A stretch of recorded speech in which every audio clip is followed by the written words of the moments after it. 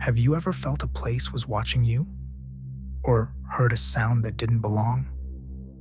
We tell ourselves it's just the wind or a trick of the light, but what if it's not? What if some doors, once opened, can never be closed again? You're about to hear stories that blur the line between memory and nightmare. Enter the world of true horror stories and subscribe, but only if you're really not afraid. Seriously. The ice runway. The air over western Alaska in January is a knife. It's not a metaphor. It's a physical fact that Mark Jensen understood in his bones after 12 years flying cargo into the bush. It was an atmosphere that could freeze exposed skin in 60 seconds and shatter steel if it wasn't properly treated. He was a competent pilot, a man who believed in checklists, pre-flight inspections, and the unforgiving laws of physics. His de Havilland Otter was an extension of his own body, a tough, reliable machine he knew intimately. The job this afternoon was a routine supply drop to a temporary runway surveyed on a frozen lake near a remote Yupik village, a place not even big enough to have a name on most maps. Dispatch had confirmed the coordinates an hour ago. The ice was over 4 feet thick, solid as concrete, and the satellite pass from that morning showed a pristine, untouched sheet of white, perfect for landing. The sun was a smear of pale orange on the horizon, offering little light and no warmth at all. Mark descended through the thin, crystalline air, the familiar hum of the engine a steady presence in the vast, empty landscape. He flicked on the landing lights, their powerful beams cutting through the deepening twilight, painting the surface below in stark relief. And that's when he saw them. 2 long, dark, perfectly parallel lines were gouged into the snow, stretching the exact length of his designated landing zone. They were skid marks, unmistakable, the kind a heavy aircraft would leave on a hard touchdown. His brow furrowed. That was wrong. Dispatch had been clear. He was the first and only plane scheduled to use this strip. He keyed his mic. Bethel Dispatch. This is Otter November 309. I'm on final for the lake strip, but I'm seeing previous landing tracks on the ice. Can you confirm any other traffic? The reply came back through a crackle of static, the voice tinny and distant. Negative. 309. Satellite this morning showed a clean surface. There's no other flight plan logged for that location. Must be a visual anomaly. Wind blowing the snow into ridges, maybe? Mark squinted. These weren't ridges. They were too straight, too uniform. They looked like something heavy had dragged itself across the snow. Still, the dispatcher had a point. Light plays tricks out here, especially at dusk. Refractions from deep ice cracks could look like anything. He decided to trust the official report over his eyes. He'd land adjacent to the marks and check them out on the ground. He brought the Otter down smoothly, the skis kissing the snow with a soft hiss. The landing was perfect.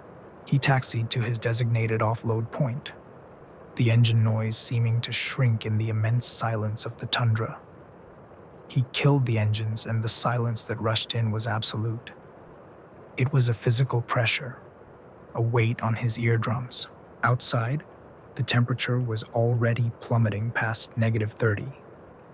He pulled on his heavy parka, gloves, and face mask, the ritual of familiar comfort. Stepping out of the cabin felt like stepping onto another planet.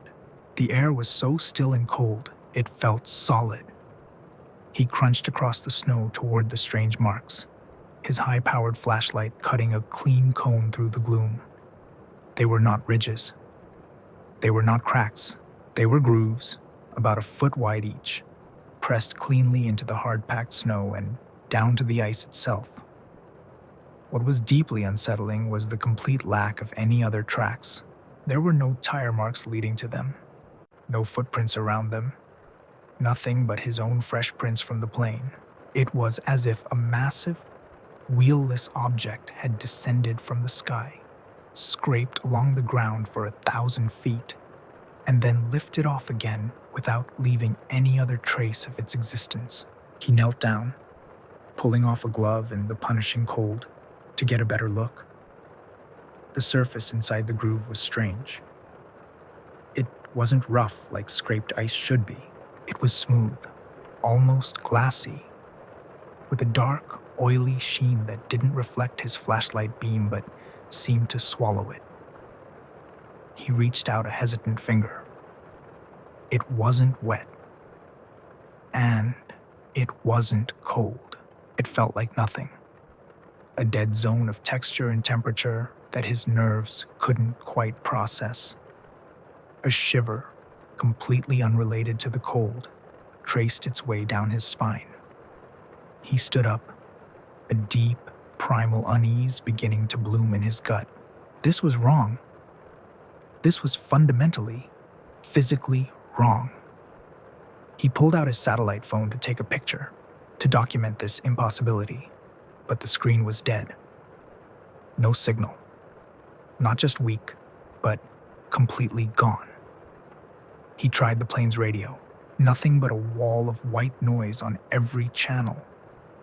Every instinct, honed by years of flying in unpredictable conditions, was screaming at him to get back in the air. Now. As he turned to retreat to the safety of his plane, he heard it. A sound. It was a low, resonant hum.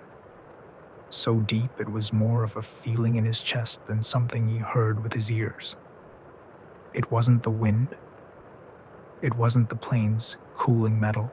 The vibration seemed to be coming from the grooves themselves, from the dark, light-eating scars on the ice. He took a step back, his heart hammering against his ribs. The hum grew slightly in intensity. He scanned the shoreline, the vast, empty expanse of the lake, looking for the source. Nothing. Just the endless white and the encroaching dark. He started walking faster, then broke into a clumsy run, his heavy boots sinking into the snow. He didn't look back. He scrambled into the cockpit, his breath fogging the cold plexiglass. He didn't bother with the full pre-flight checklist. He just wanted the engine's roar to drown out that terrifying, unnatural hum. He fired up the turbine, the familiar whine a welcome roar in the crushing silence. As he taxied the otter around for takeoff, the landing lights once again swept across the strange grooves. For a horrifying second, they weren't dark anymore. A faint, sickeningly violet light pulsed from within them, a soft glow that illuminated nothing around them.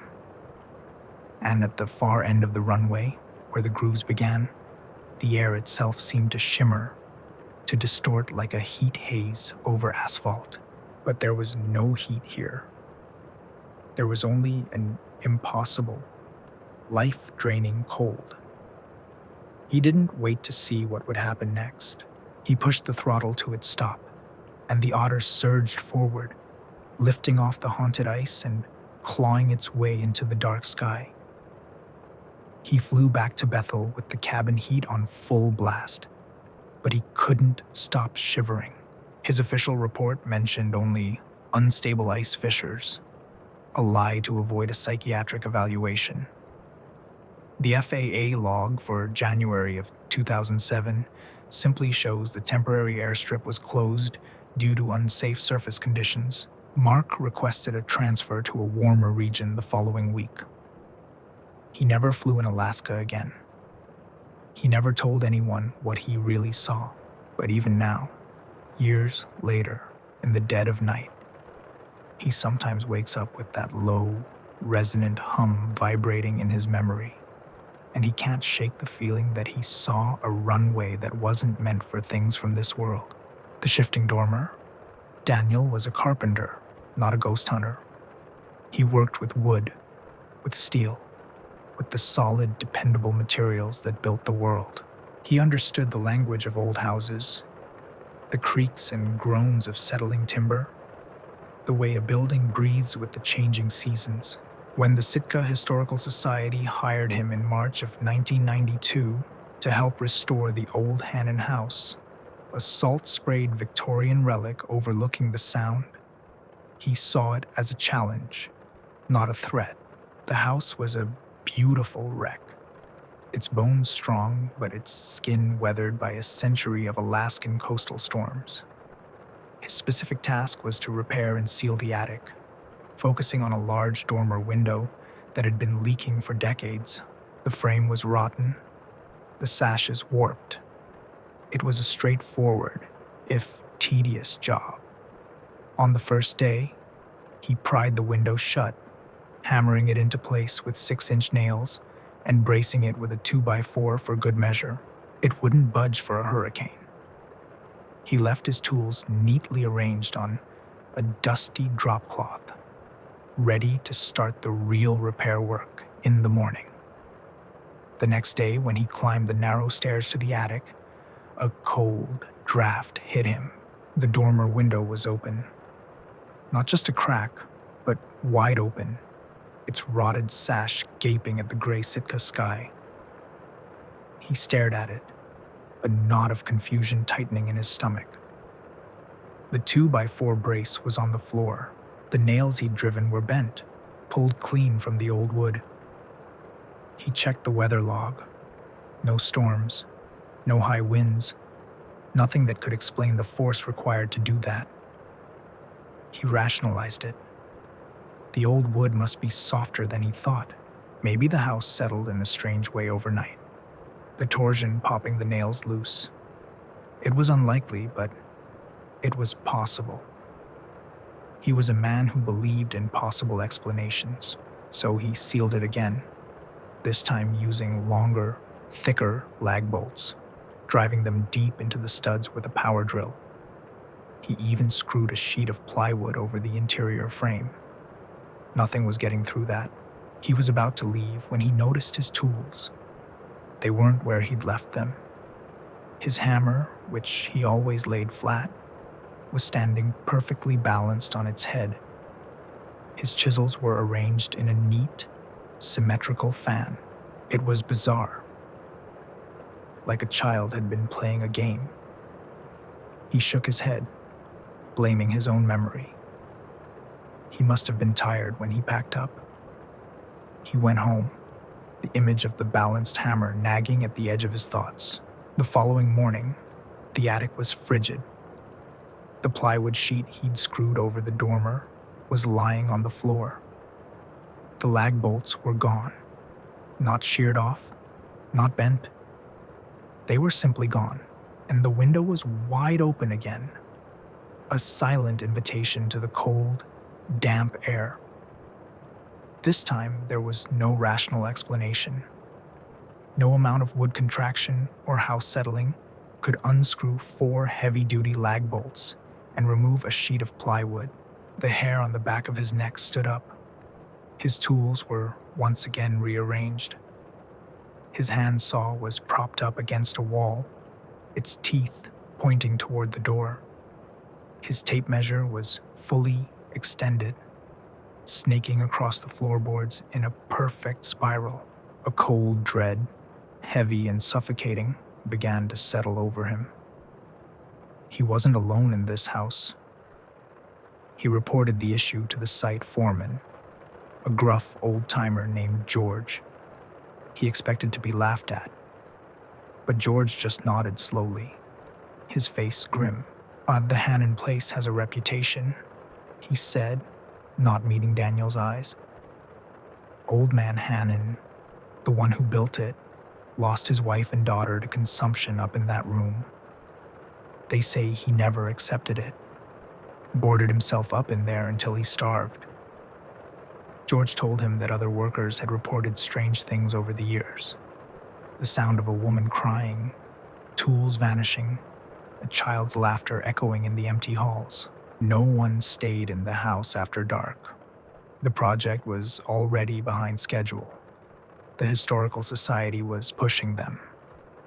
Daniel, needing the work, agreed to continue, but he refused to work alone. He was paired with the younger carpenter named Mike. For a few days, with two of them working in the attic, nothing happened. The window stayed shut. The tools stayed where they were left. They were making good progress, starting to believe the stories were just local folklore. On Friday, they were working late to finish framing the new window. As dusk fell, the atmosphere in the attic grew thick, oppressive. The air became unnervously still.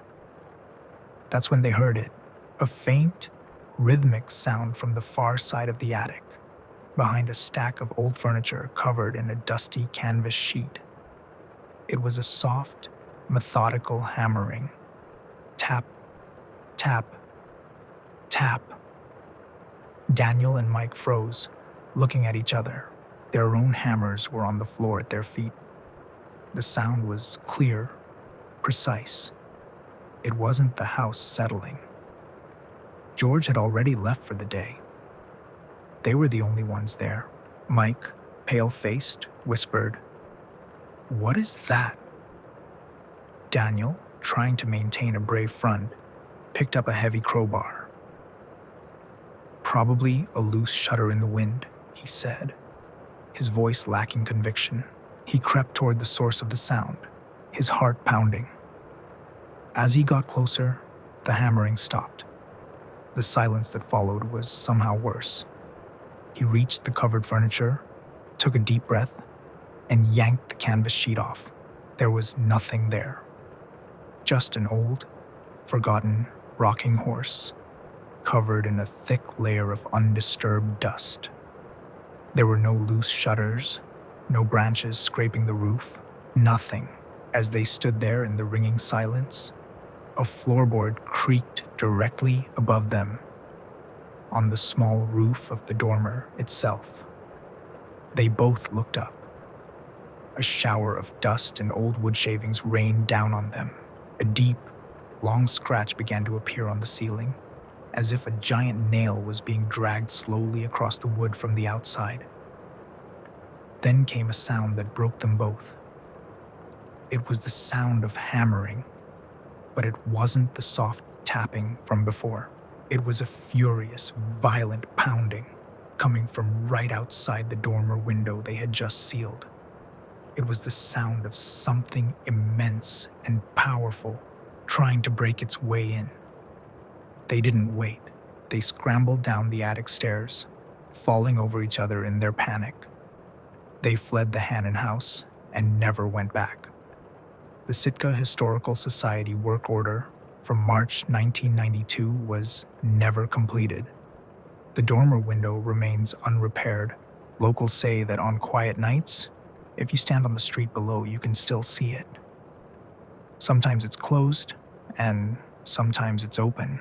And sometimes, they say, you can see the faint silhouette of a tall man standing in the window, watching the sea, as if he's still waiting for someone to come home. The Valley Foghorn. The Richardson Highway is a lonely ribbon of asphalt, cutting through some of the most beautiful and desolate landscapes in Alaska. For a highway maintenance worker like Carl, it was his office.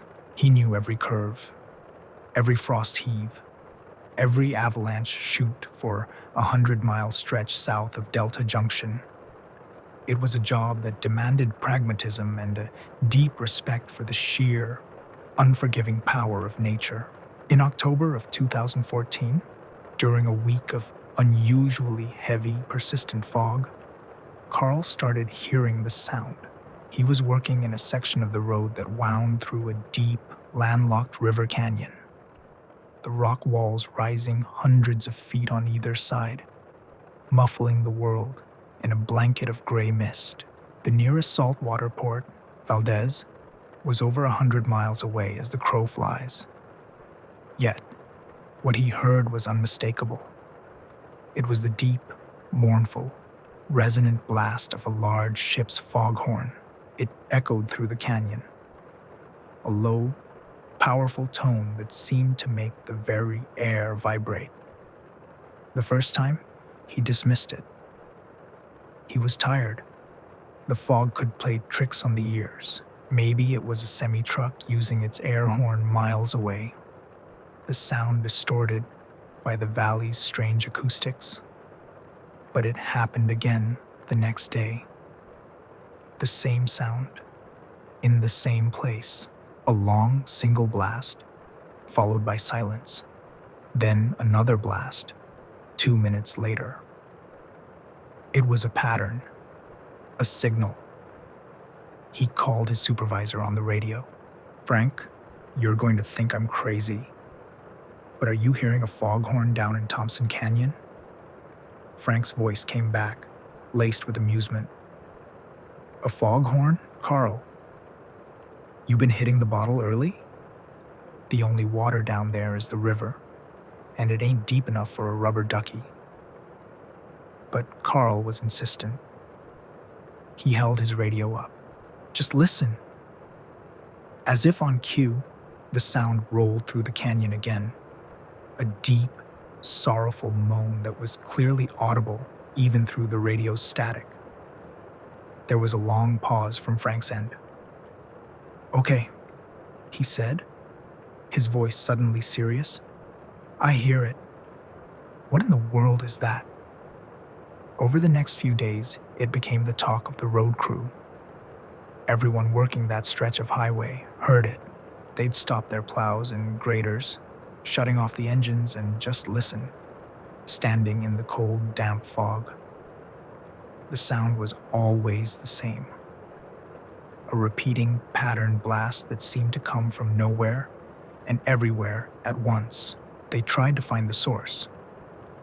They drove up and down the canyon, listening for a change in volume or direction.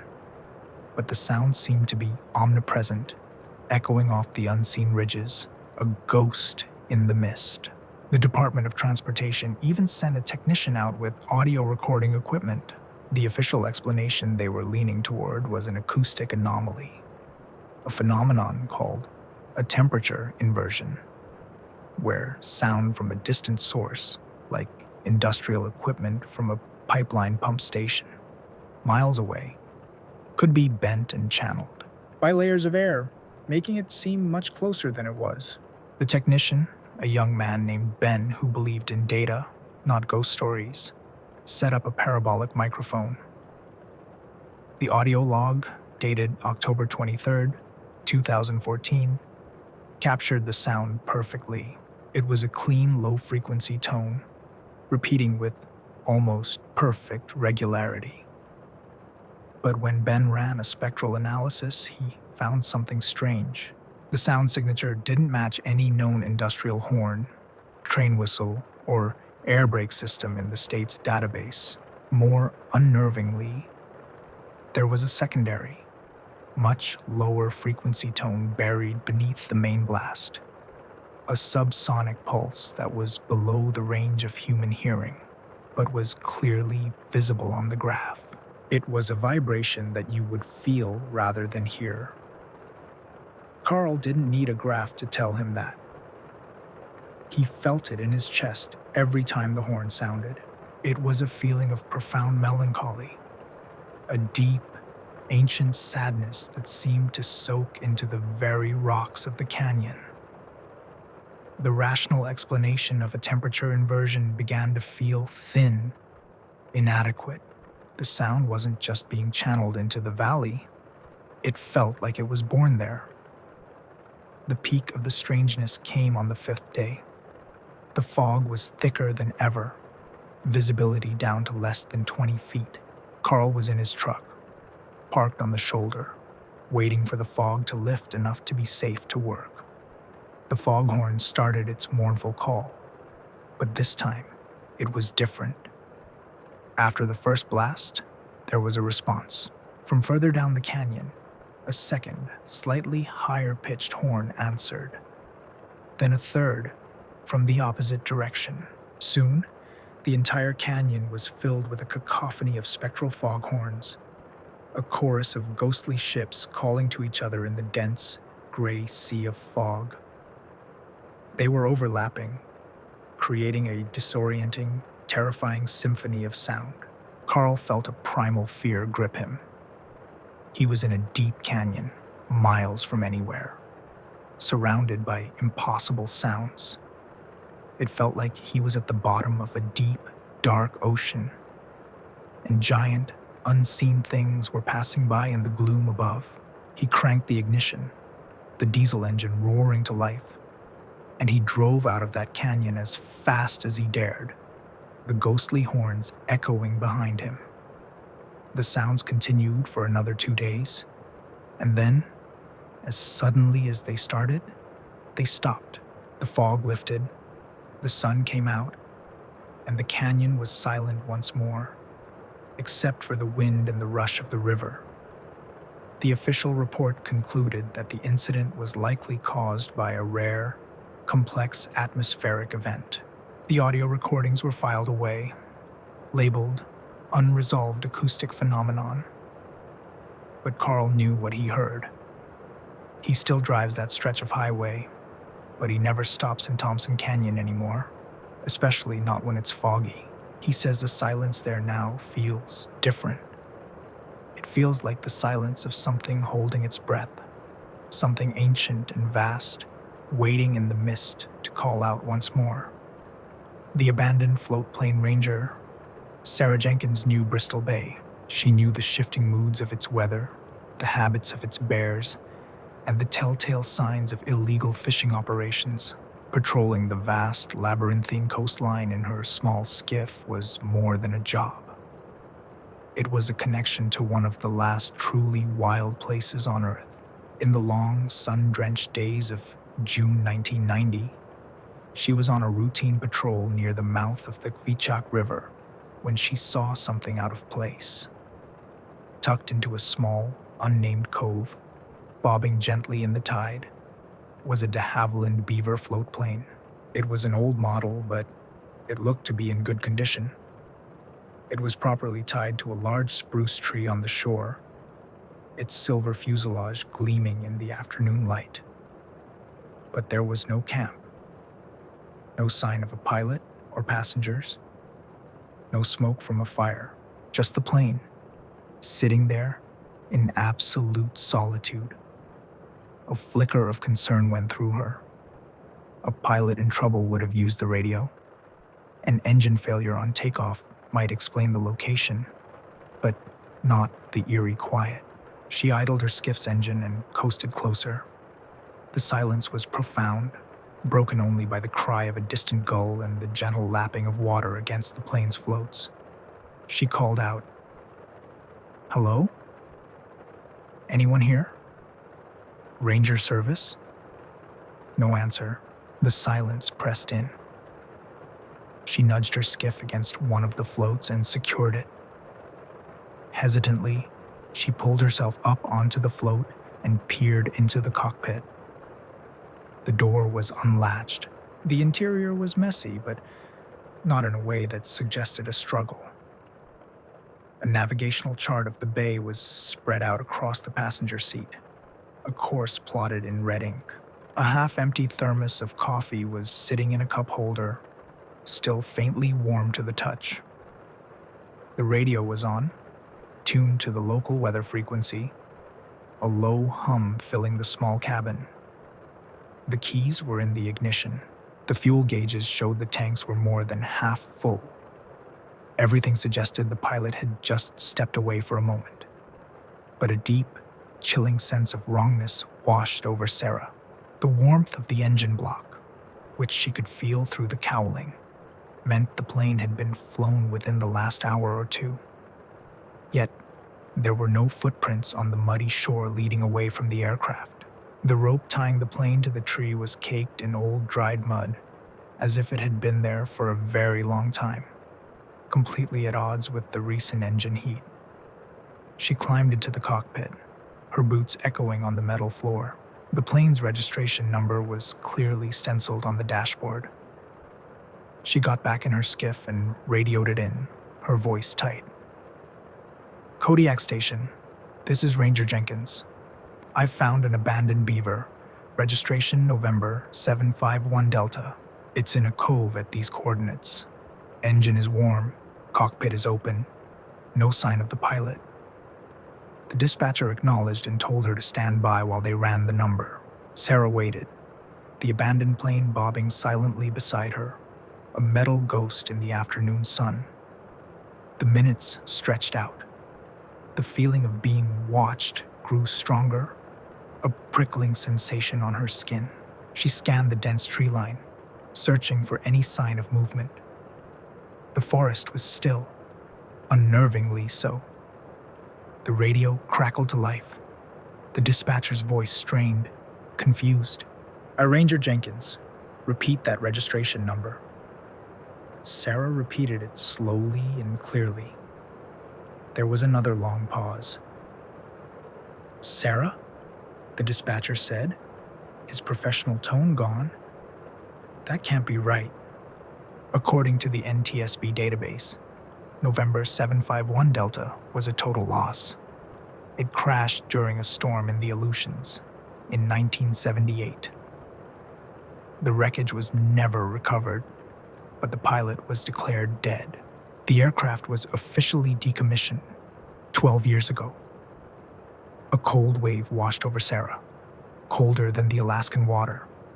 She was looking at a ghost plane, a machine that, according to every official record, did not exist. It was impossible. She was a practical person, a woman of science and regulation. But the warm engine, the fresh coffee, the silent radio, they were all undeniable facts sitting right in front of her. She looked back at the plane. It seemed darker now, more menacing. The plotted course on the chart. Where was it going? She felt an overwhelming urge to get away from it, to leave this place and never come back. Kodiak, she stammered into the radio. I don't know what to tell you. The plane is here. It's real. Before the dispatcher could reply, a sudden gust of wind swept through the cove, whipping the water into a chop. The rope holding the beaver to the shore snapped with a loud crack, the old dried fibers giving way. The plane began to drift, slowly at first, then faster as the current caught it. It turned, its nose pointing toward the open bay, and began to move away from the shore as if guided by an unseen hand. "It's drifting away!" she yelled into the radio. "The line broke!" "It's heading out into the bay." She started her skiff's engine, intending to pursue it, to try and secure it again. But as she watched, the float plane picked up speed, moving faster than any current could carry it. It moved with a silent, eerie purpose, its engine off, gliding across the water into the glare of the setting sun. Within minutes, it was a distant speck, and then it was gone, vanished into the vastness of Bristol Bay. A recovery team was dispatched the next day. They searched the area for a week. They found nothing. No wreckage, no oil slick, no sign that a plane had ever been there. The NTSB anomaly note from June 1990 is brief and clinical. It mentions a ranger's unsubstantiated report of a decommissioned aircraft. The case was closed. Sarah Jenkins continued her career, but she never patrolled that part of the coastline again. She never forgot the impossible airplane, warm and real one moment, a ghost on the water the next. She can't explain what she saw, but she knows it was real. And sometimes when the weather is just right, pilots flying over Bristol Bay report hearing a faint, phantom mayday call on their radios, a voice lost in the static, calling from a plane that officially no longer exists, the Permafrost House. As a geotechnical engineer in Fairbanks, Alaska, Leo had a profound and practical respect for permafrost. He understood it not as solid ground, but as a ticking clock.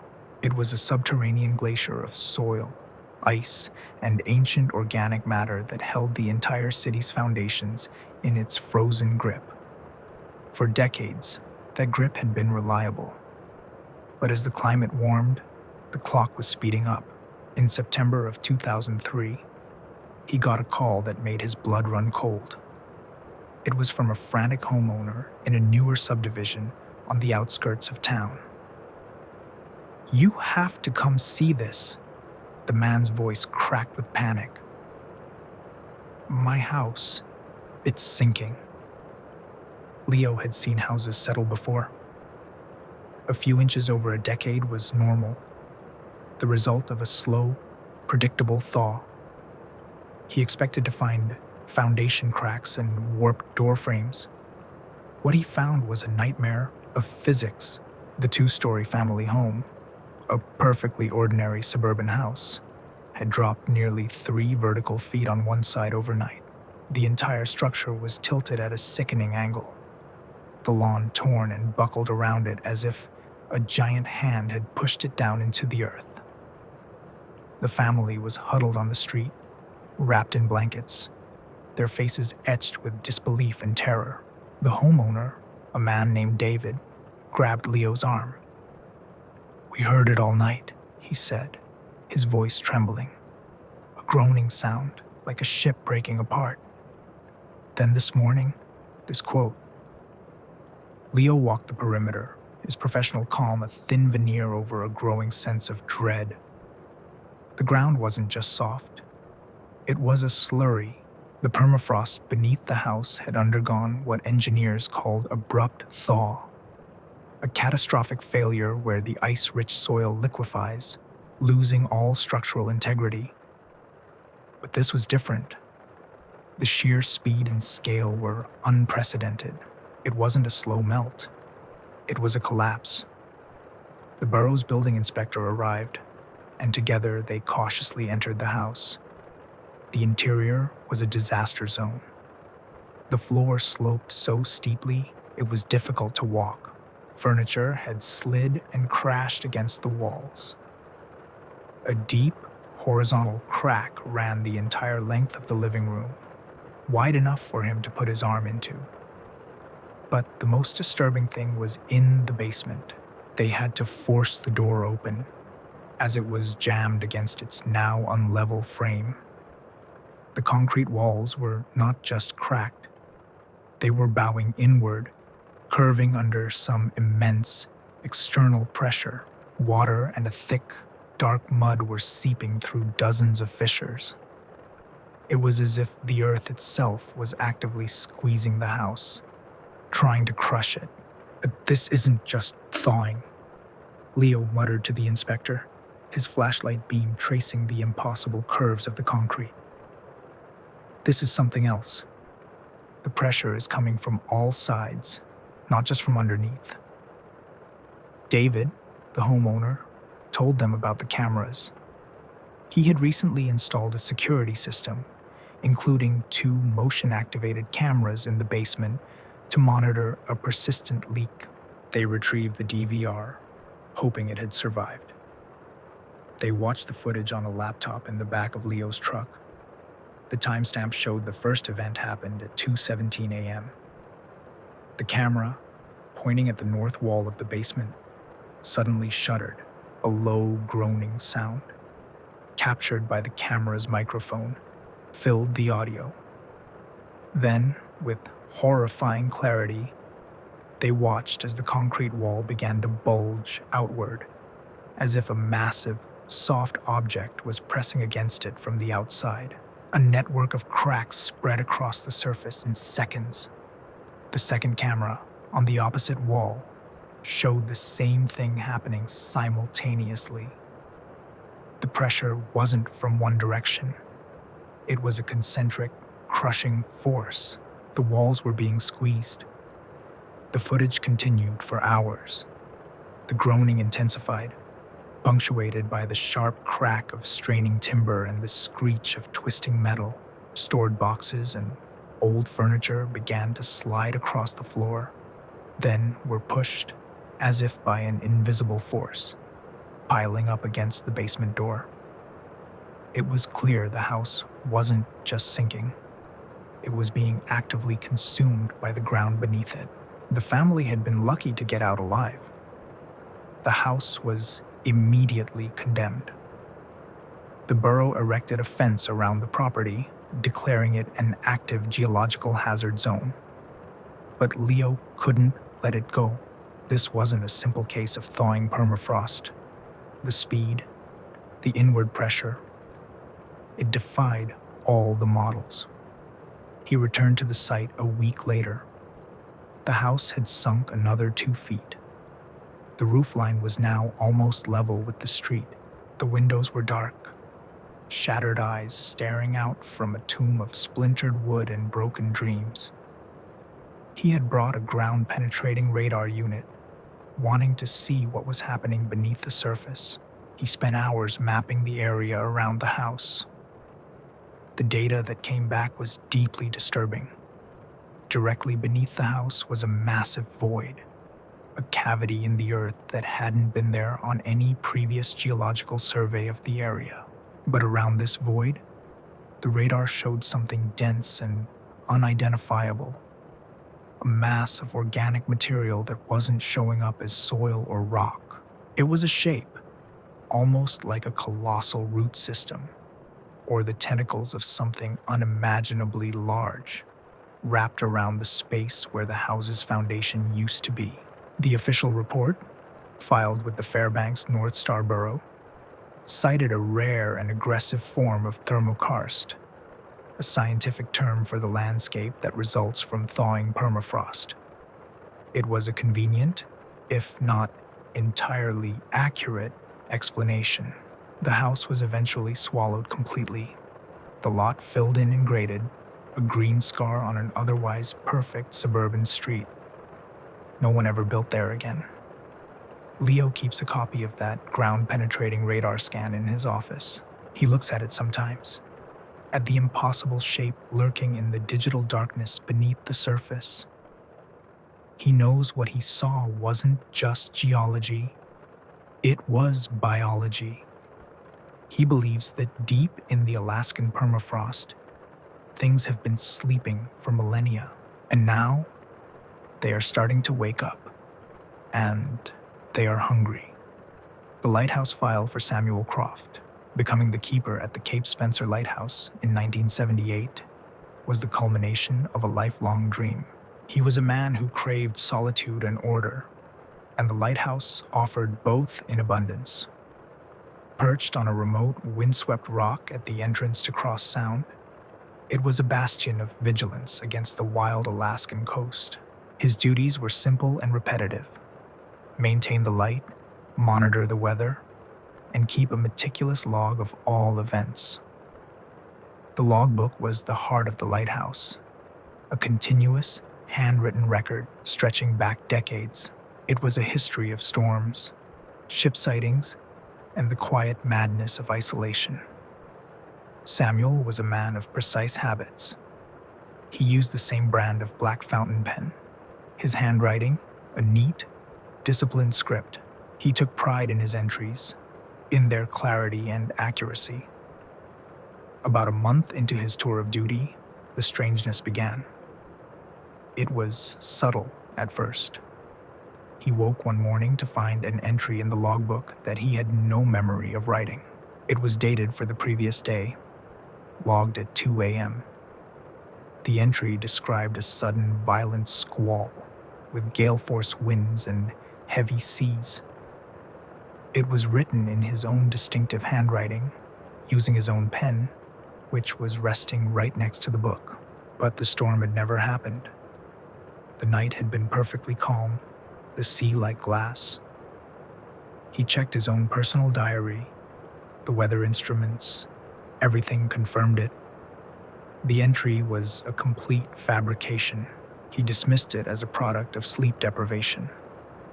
The disorienting cycle of work and sleep in the lighthouse could play tricks on the mind. He must have been sleepwalking, writing down a dream. He drew a neat line through the entry and made a note in the margin. Erroneous entry, operator fatigue. But it happened again a few days later. This time, The entry described the sighting of a Soviet submarine, a detailed account of its heading and speed. It was logged at a time he was certain he had been awake, reading in the galley. Again, it was in his own hand, his own ink. The Coast Guard had no record of any such vessel in the area. A cold knot of anxiety began to tighten in his stomach. He wasn't just tired. He was losing time, his own hands betraying him, writing a fictional account of his life. He started testing himself. He would leave his pen in a specific position on his desk when he went to sleep. In the morning, he'd find it next to the logbook, with a new, impossible entry written overnight. The entries grew more bizarre. One described strange colored lights hovering over the water. Another detailed a series of coded radio messages received on a frequency that was supposed to be silent. Each entry was a meticulous record of an event that had never occurred, a phantom history being written by his own hand. He felt his grip on reality slipping. The isolation of the lighthouse, once a comfort, became a source of terror. The constant moan of the wind and the crash of the waves began to sound like whispers. He felt a presence in the tower with him, a silent co-author to his log. Was he going mad? Was this the infamous lighthouse fever the old keepers talked about? He started talking to his colleagues at the nearby station during his daily radio check-ins, trying to gauge their reactions, looking for any sign that they thought he was losing his mind. He'd casually mention the strange weather or the odd radio signals. They would politely tell him their instruments showed nothing of the sort. They were kind, but he could hear the concern in their voices. The breaking point came in late April. He awoke one morning, shivering, not from cold, but from a deep, resonant fear.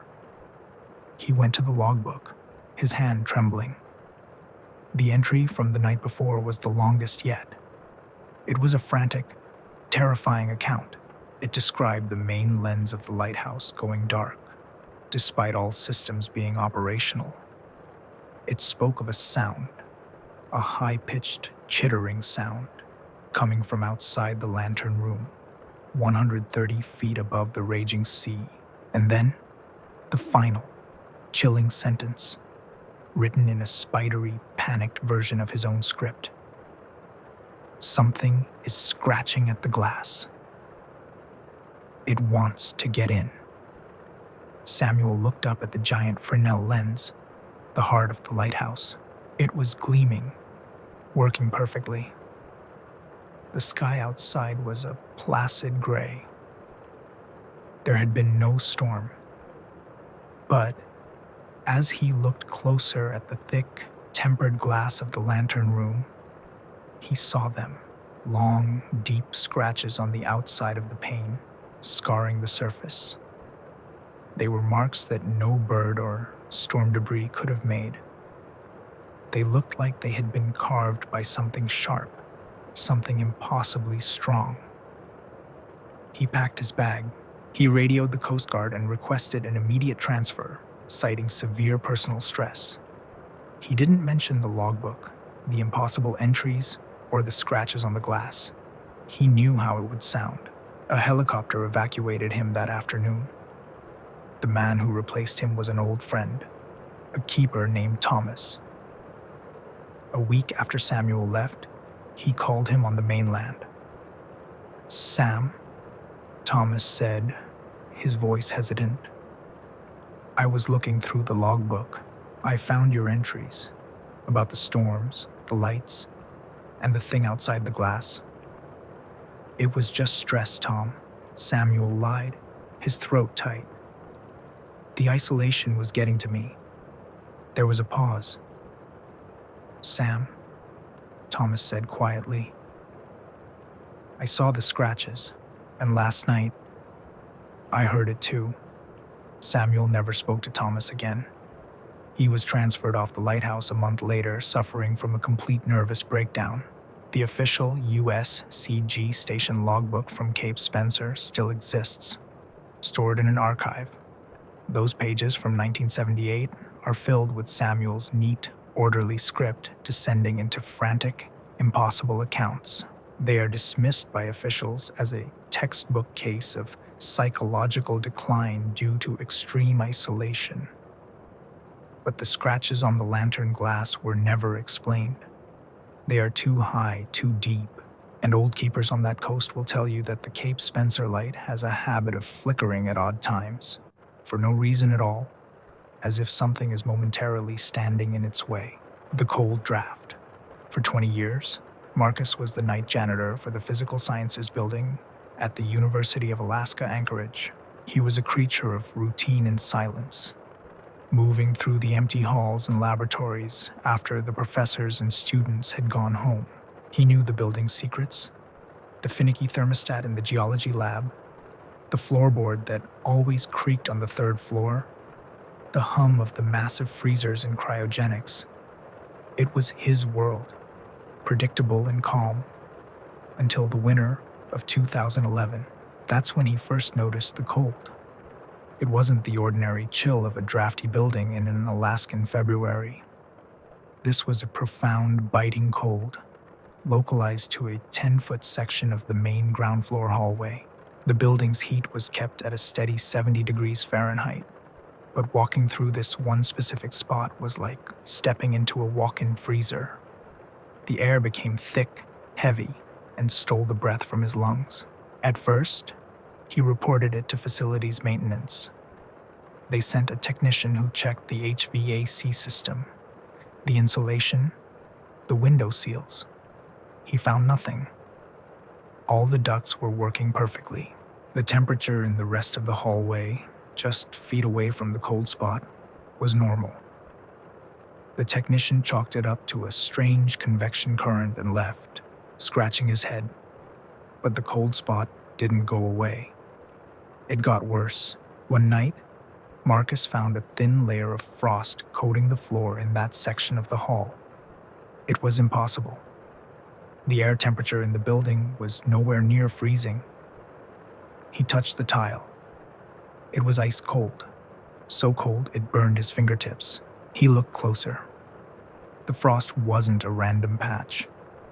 It had formed into delicate, intricate patterns, like feathers or ferns, and in the very center, clear as day, was a series of shapes that looked unsettlingly like handprints. They were too large to be human, with fingers that were too long and slender.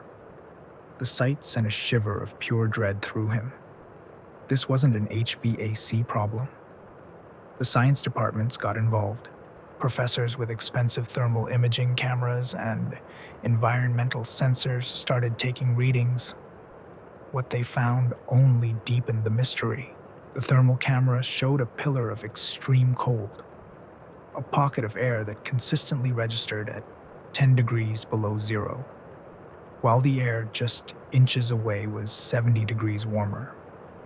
There was no gradient, no gentle tapering of temperature. It was a sharp, invisible wall of cold. The sensors they left overnight recorded sudden, inexplicable temperature plunges, always in the same location, always in the dead of night. Equipment started to malfunction. Carts of sensitive electronics would fail if they were wheeled through the cold spot. Laptops would shut down. Even the battery-powered floor buffer Marcus used would die the moment it entered the affected area, only to start working again once it was pushed out. The scientists were baffled, excited by a phenomenon that defied the known laws of thermodynamics. They talked about quantum tunneling and localized energy states. Marcus, who swept the floors and saw the impossible frost patterns, thought of simpler, older things. He started taking a different route through the building, even if it added 10 minutes to his rounds. He avoided that hallway altogether. He felt an oppressive sense of presence there, a feeling of being watched by something ancient and hostile. The students, as students do, started whispering stories. They called it the ghost corridor. They dared each other to run through it. Some claimed to hear faint whispers or see a fleeting shadow in their peripheral vision as they passed through the cold. One night, a graduate student in physics decided to conduct her own experiment. She set up a high-speed camera and a laser grid across the hallway, hoping to capture whatever particle or field was causing the temperature drop. She left the equipment running and monitored it from her lab down the hall. For hours, there was nothing. Then, just after 3 a.m., every sensor in the hallway went haywire at once. The temperature plummeted to 40 below zero. The laser grid flickered and died. The high-speed camera recorded a single, corrupted frame before shutting down. The student rushed to the hallway. The cold was so intense it was painful.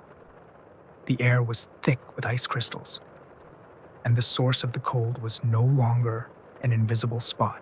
A shimmering, vaguely humanoid shape, a distortion in the air like black heat haze, was standing in the middle of the hall. It was tall, thin, and seemed to suck the light and warmth out of the air around it. It turned its head, a featureless void, towards her. She didn't scream. She couldn't. The cold had frozen the breath in her lungs. She stumbled backward, falling, and scrambled away on her hands and knees. By the time security arrived, the hallway was back to normal temperature. The strange shape was gone. All that remained was a fresh layer of frost on the floor and the single corrupted image from the camera. The image was mostly static, a mess of digital noise. But in the center, if you stared at it long enough, you could almost make out a shape. A tall, slender figure with long fingers and what looked like a silent, screaming mouth. The university officially closed that section of the hallway, citing structural and environmental instability. They built a new wall, rerouting traffic around the area. The UAA facilities maintenance note from February 2011 is the only official record. It's filed under HVAC anomaly. But Marcus knows. He still works there, still pushes his mop through the quiet halls at night. But he never goes near that new wall, because sometimes when the building is silent, he can feel it. A deep, penetrating cold seeping through the concrete and drywall, a cold that has nothing to do with winter. The false docking. The port of Valdez is a place of immense scale. Guiding a supertanker through the narrow, treacherous Valdez Arm and into the tight confines of the marine terminal is one of the most demanding jobs in maritime navigation. For harbor pilot Ben Carter, it was a responsibility he had mastered over 15 years. He trusted his eyes, his experience, and, above all, the sophisticated suite of instruments at his command. On a calm, overcast night in July of 2002, he was piloting the Alaskan Star, a tanker over 1,000 feet long, on its final approach to Berth 4. The maneuver was proceeding flawlessly. The water was calm. The visibility was good. He was in constant communication with the VTS, the Vessel Traffic Service, which monitored every ship in the port with a state-of-the-art network of radar and sonar. Alaskan Star, you are clear for final approach to Berth 4. The VTS operator's voice crackled over the radio. No other traffic in your vicinity. Ben stood on the bridge, surrounded by the cool green glow of the instrument panels. He glanced at his own radar display. It showed the clear outline of the berth, the docks, and his own vessel. Everything was exactly as it should be. He gave a quiet order to the helmsman for a minor course correction. As the massive ship began its slow, ponderous turn, a new shape bloomed on the radar screen. It was a large contact, appearing suddenly and without warning. right alongside his own ship on the port side. It was moving at the same speed, in perfect formation. Ben stared at the screen, his heart skipping a beat. "VTS, this is Alaskan Star," he said into his radio, his voice sharp. "I'm showing a large vessel, unidentified, off my port beam, shadowing my approach. Confirm." The VTS operator sounded confused. "Negative, Alaskan Star. Our screens are clear. There is nothing near you. Repeat. There is no other vessel in the channel." Ben looked from the radar screen to the large windows of the bridge. He and the ship's captain scanned the dark water. There was nothing there, just the calm black sea and the bright lights of the terminal ahead.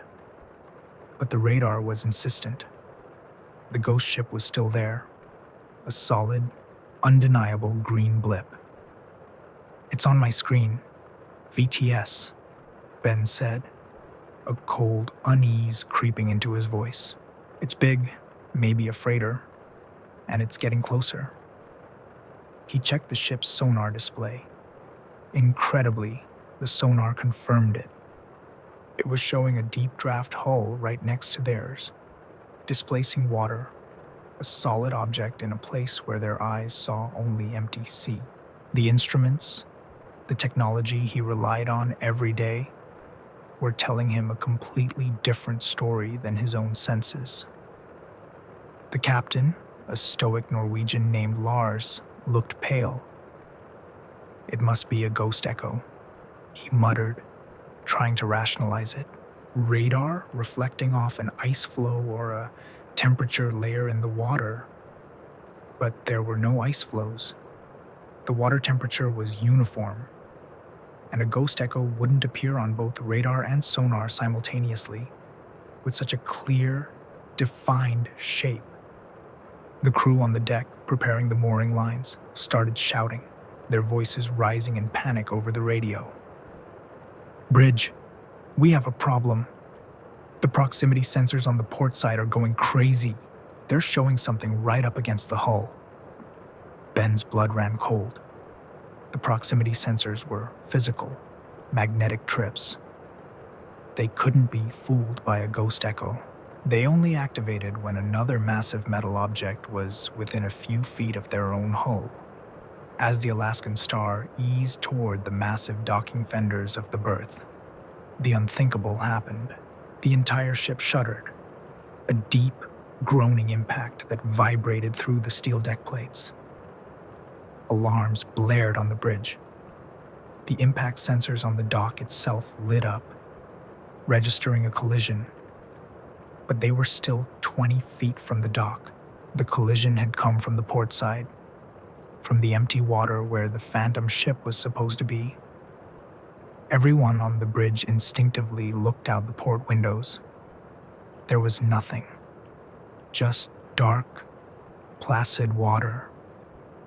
But they had all felt it, a solid, physical impact.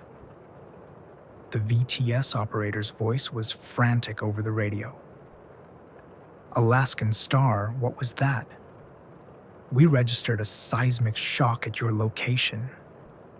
What's your status?" Ben couldn't answer. He was staring at his instrument panel in disbelief. The radar screen flickered. The ghost image of the other vessel wavered, grew faint, and then vanished. The sonar contact was gone. The proximity alarms fell silent. It was as if the other ship had simply ceased to exist. They docked the Alaskan Star without further incident, their hands shaking, their professional calm shattered. A full inspection of the hull was ordered immediately. Divers went into the cold water with high-powered lights.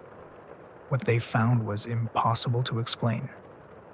Along the port side of the tanker, stretching for over 200 feet, were massive scrapes and dents in the thick steel plating.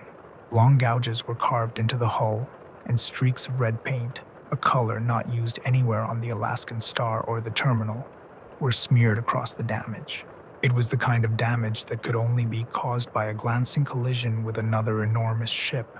The Valdez Marine Terminal traffic log for that night in July 2002 records the incident as an unexplained instrumental anomaly and minor hull damage due to contact with a submerged object. The official theory is that they hit a semi-submerged shipping container, but Ben Carter knows what he saw on his screens. He knows what he felt. He believes that for a few terrifying minutes, his ship occupied the same space as another vessel, a ghost from a different time or a different reality, trying to dock at a port that was no longer there. He still works as a pilot, but now he trusts his instincts as much as his instruments, and he always keeps a wary eye on the empty spaces on his radar screen. The school intercom. The Yakutat School District building in January of 1984 was a small, functional outpost of education against the vast Alaskan wilderness. It served all grades, from kindergarten to high school, under one long roof. Edgar Price was its principal, a man who believed in order, discipline, and the comforting predictability of the school bell. He was usually the last person to leave the building each day. His final ritual was to walk the quiet, empty halls, checking that all the classroom doors were locked, and then shutting down the main power to the public address system from the console in his office. He did this every night, without fail. One Tuesday evening, he was at home, grading papers, when his phone rang. It was Martha, the night custodian, her voice high and panicked. "Mr. Price, you need to get down here," she said, her words tumbling over each other. "The intercom. It's on, and there's someone talking." Edgar was confused. "Martha, that's impossible. I shut the system down myself at 5 o'clock. "Well, it's on now," she insisted. "And it's not right. Please, just come." A sense of unease settled over him. Martha was not an excitable woman. He drove back to the school through the cold, dark streets of the small town. The building was silent from the outside, a dark shape against the snow. But as soon as he unlocked the main doors and stepped inside, he heard it. A voice. It was a woman's voice, flat and monotonous, echoing softly from the intercom speakers in the hallway ceiling. It was faint, but clear. He couldn't make out the words at first. He walked toward his office, the sound growing louder. Martha was standing in the doorway, her face pale, holding her mop like a weapon. "See? I told you," she whispered. Edgar pushed past her into his office. The PA system console was dark. The power switch was in the off position, exactly as he had left it. Yet the voice continued, emanating from the small monitor speaker on the desk. He leaned in closer to listen. The voice was reading names. Anderson, Sarah, present. Baker, John, present. Collins, Emily, present. It was reading an attendance list. The voice was calm, methodical, without any inflection. But there was something deeply unsettling about it. It was a voice that didn't sound human. It was too perfect, too rhythmic, like a machine trying to imitate speech. "Who is that?" Martha whispered from the doorway. Edgar didn't answer. He was frozen, listening to the names. They were not the names of any current students. He had memorized every student in his small school. These were strangers. He reached out and flipped the power switch on and off. Nothing happened. The voice continued its ghostly roll call. He unplugged the main console from the wall socket. The voice didn't stop. It continued to echo from every speaker in the school, a phantom signal in a dead system. He felt a cold dread wash over him. This was impossible. He was a man of logic. There had to be an explanation. Faulty grounding, he said aloud, more to convince himself than Martha. It must be picking up a radio signal, maybe from the airbase. He went to the school's record archives, a dusty room in the basement, with Martha following close behind.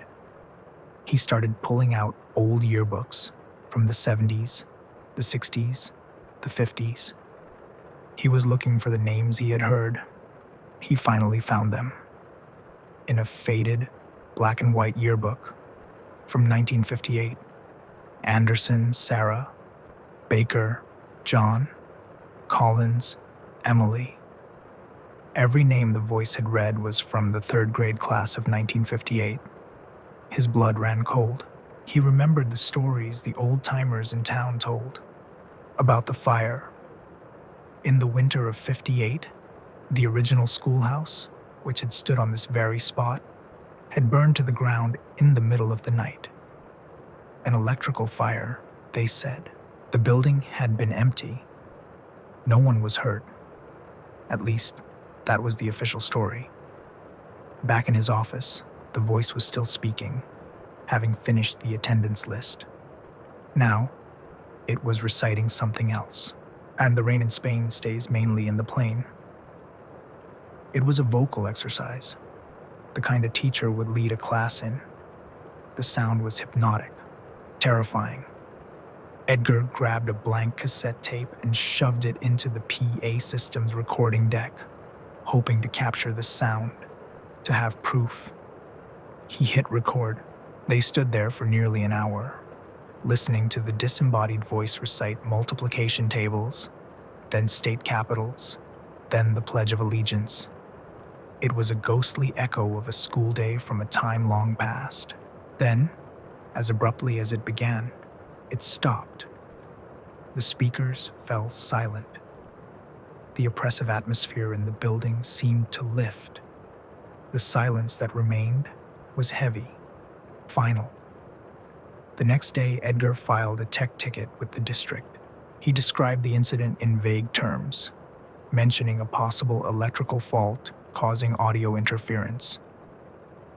The technician who came out could find nothing wrong with the system. It powered on and off perfectly. There was no sign of any malfunction. Edgar played the cassette tape for him. It was filled with nothing but 90 minutes of soft, humming static. The voice hadn't been recorded. It was as if it had only existed in the air of the school itself. The incident was never officially explained. It was logged as a suspected radio frequency interference event, a common occurrence in remote areas. But Edgar knew what he had heard. He never stayed late at the school again, and for the rest of his career as principal, he would sometimes stop in the empty hallway, listening to the silence, and could almost hear the faint, ghostly echo of a voice calling the names of children who had been marked present for the very last time.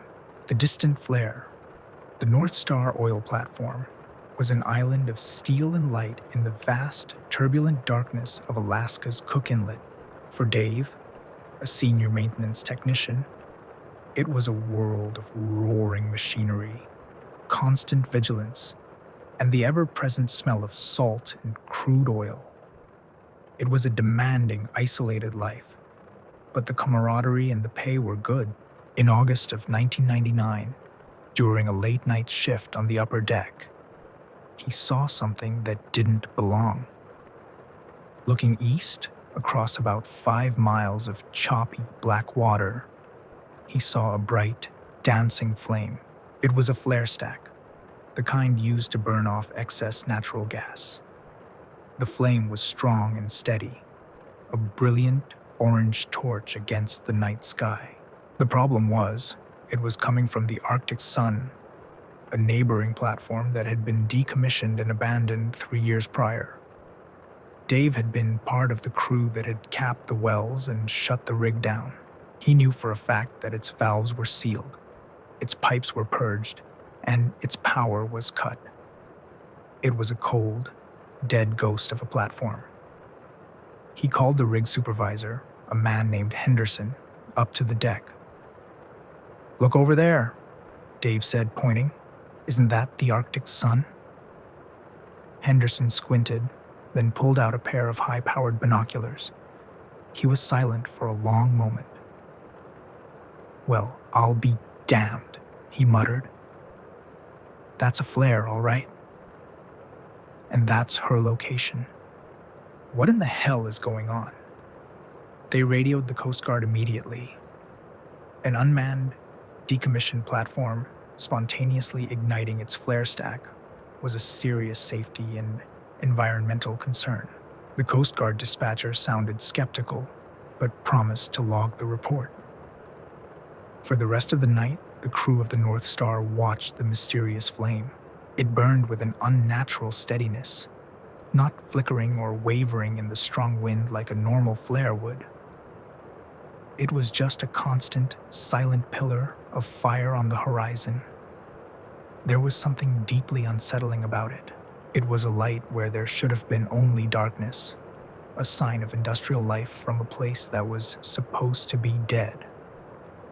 The next day, a Coast Guard helicopter flew out to investigate. Dave and Henderson listened intently to the radio traffic. The pilot's voice was filled with confusion. "Kodiak Command, I have visual on the Arctic sun. The platform is dark. I repeat, the rig is cold and deserted. There is no flare. The stack is capped and shows no sign of heat." Henderson grabbed the radio. "Coast Guard chopper, this is the North Star. We're looking right at it. The flare is lit. It's been burning all night." The pilot's reply was firm. "Negative, North Star. I'm circling the platform now. It is completely inert. There is no fire here. Maybe you're seeing a reflection from your own flare stack." But that was impossible. The wind was blowing in the wrong direction, and their own flare was on the opposite side of the platform. They were looking at a direct line of sight to the Arctic sun. They could see the flame with their own eyes. The helicopter pilot, however, saw nothing. The official report from the Minerals Management Service logged the incident as a visual anomaly likely caused by atmospheric distortion or reflection. The case was closed, but that night, the flare on the Arctic sun was there again. And this time, it was different. It wasn't a steady flame. It was pulsing. It was blinking on and off in a slow, deliberate pattern. A long burn, then two short ones. A long burn, then two short ones. It was a signal. It was Morse code for the letter D. Over and over again. D, D, D. A profound chill went through the men watching from the North Star. This was no longer a strange anomaly. It felt like an attempt at communication. But who or what was sending it? The platform was confirmed to be empty. The next day, a private helicopter was chartered by the oil company, this time with a camera crew on board, to document what the North Star was seeing. But as the chopper approached the Arctic sun, the flame sputtered and died, plunging the distant rig back into darkness. The flyover again confirmed the platform was deserted and cold. The mystery deepened. For 3 consecutive nights, the flare had appeared, visible only to the crew of the North Star. And on the 3rd night, it changed again. It wasn't just a single flare. Faint, smaller lights began to appear all over the dark structure of the Arctic sun, like welding sparks or camera flashes, winking on and off at random. It looked as if a full crew was working over there. Their lights scattered across the dark latticework of steel. and the main flare began to burn with an intense, furious energy, a roaring column of fire that seemed to light up the whole sky, even though no sound reached them across the water. Then, just before dawn, all the lights, including the main flare, went out at once, and they never appeared again. The incident became a legend among the rig workers in Cook Inlet. The official explanation remained atmospheric reflection. Some of the more imaginative engineers theorized that a massive, slow gas leak from a seabed fissure had somehow found an ignition source on the abandoned rig, but no one could explain why it lasted for only 3 nights, why it appeared to signal, or why only the crew of one platform could see it. Dave left the oil fields a few years later. He never forgot the sight of that silent, impossible fire burning on the horizon. He has a theory, one he never shares with anyone. He knows that a rig worker died during the decommissioning of the Arctic Sun, a welder named Don, who fell from the flare stack. His body was never recovered from the turbulent waters. D. Dave believes that for 3 nights, Don was trying to signal that he was still on duty, a ghost still lighting the lamp on a rig that had long gone dark. The silent skiff. The harbor in Kodiak in June is a frantic, chaotic symphony of noise. The roar of diesel engines, the squawk of gulls, the shouts of fishermen, the rumble of forklifts. It's the sound of the salmon run, the sound of money being made. As the foreman for the Trident Seafoods cannery, Alex was the conductor of this symphony. He lived and breathed the rhythm of the fleet. He knew every boat, every captain, every deckhand, so when a lone, unfamiliar skiff motored slowly into the harbor one gray morning in 2008, it caught his eye immediately. It wasn't the boat itself that was unusual. It was a standard 20-foot aluminum gill netter, common in these waters. It was the way it was moving. It came in at a steady, idle speed, not heading for a specific dock, but just drifting slowly toward the cannery's processing pier. There was no one visible at the helm. It moved with a strange, aimless purpose. Alex watched it, a prickle of unease on his neck. Fishermen didn't just let their boats drift. He hailed it on the radio, using the general channel. Unidentified skiff approaching Trident Pier. Please state your intentions. Over. There was no reply. Just the low, steady thrum of the boat's idling outboard engine. The skiff bumped gently against the pier's pilings and then just stayed there, held by the current, its engine purring like a contented cat.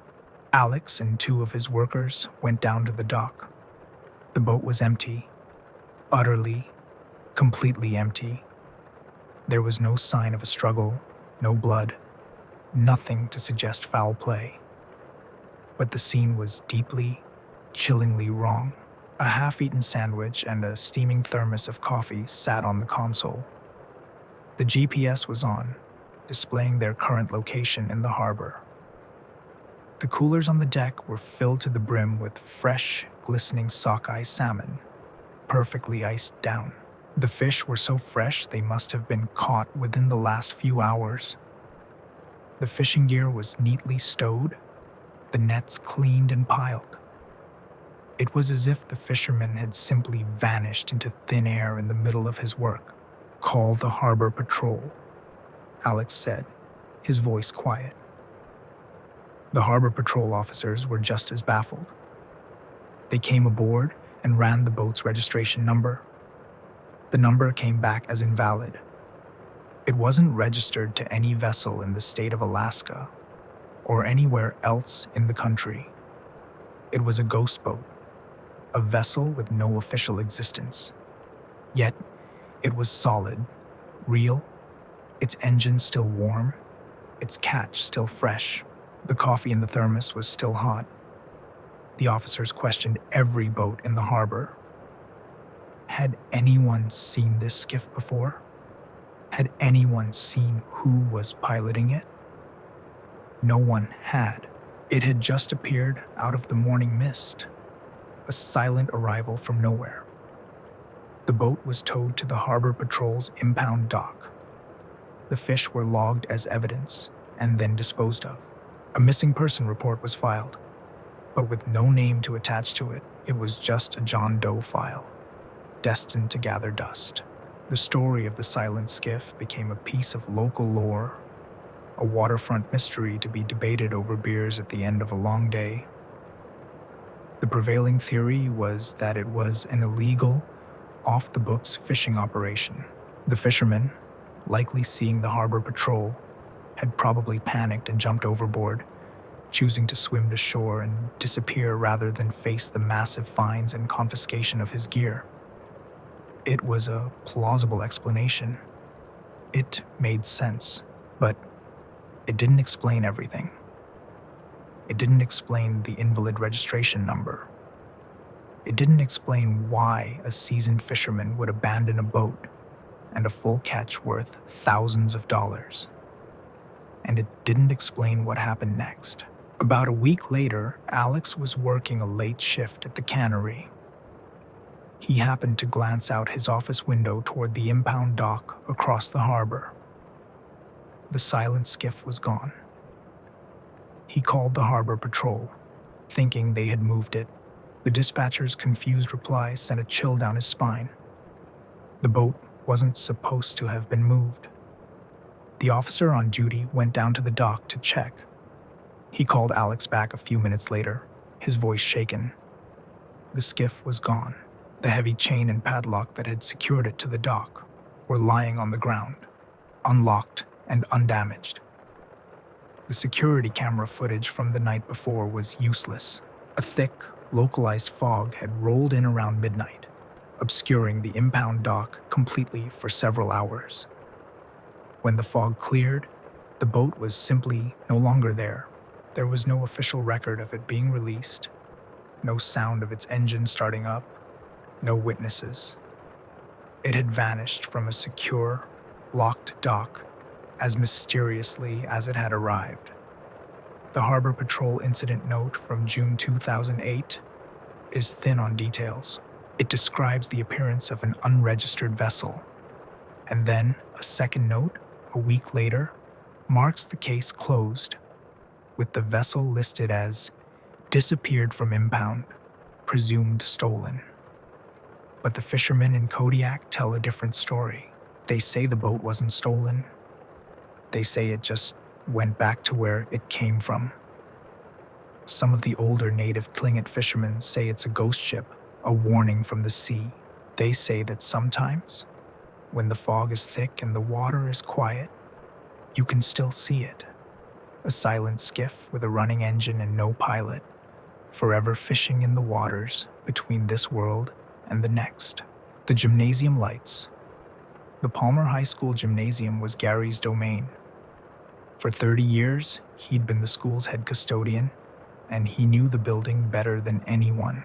He knew the sound the bleachers made when they retracted, the specific hum of the old heating system, and the exact spot on the basketball court where the floorboards squeaked. His end-of-night routine was an unbreakable ritual. He would walk the entire building, turn off every light, lock every door, and finally, in the main utility closet, he would shut off the primary breakers for the gymnasium. It was a heavy, satisfying clunk of a switch that cut all power to the arena's massive overhead lights. It was a foolproof system. In November of 1996, the system began to fail. Gary was driving home one night, well after his shift had ended, when he happened to glance back at the school. His heart jumped into his throat. The gymnasium was fully lit, blazing with light against the dark, empty campus. He turned his truck around, thinking he must have somehow forgotten the breakers.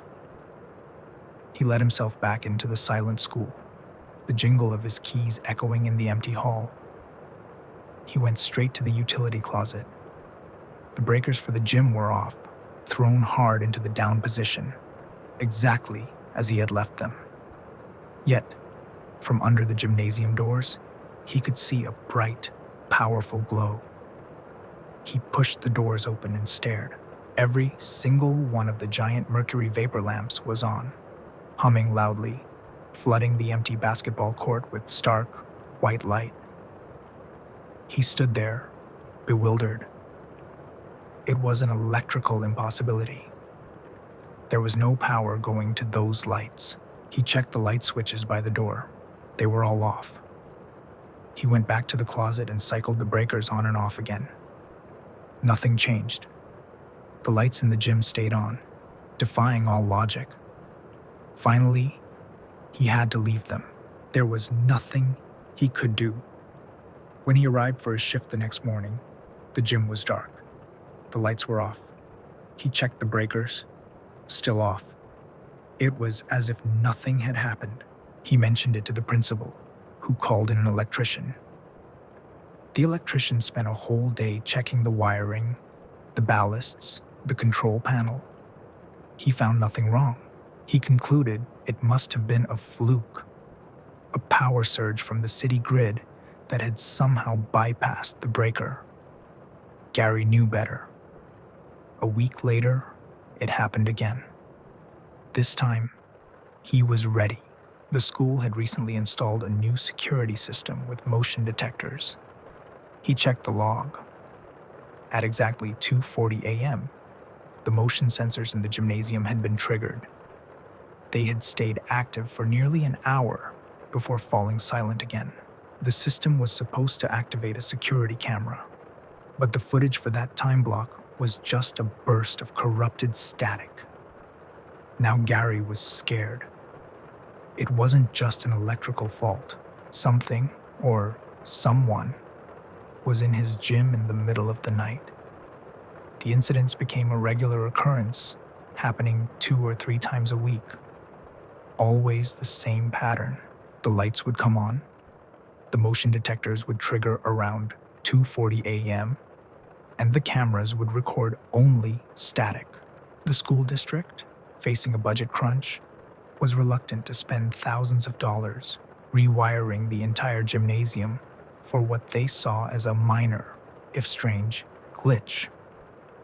The story started to leak out. Students began whispering about it, reviving an old local legend about a Palmer High basketball player from the 1950s who had died in a car crash the night before the state championship game.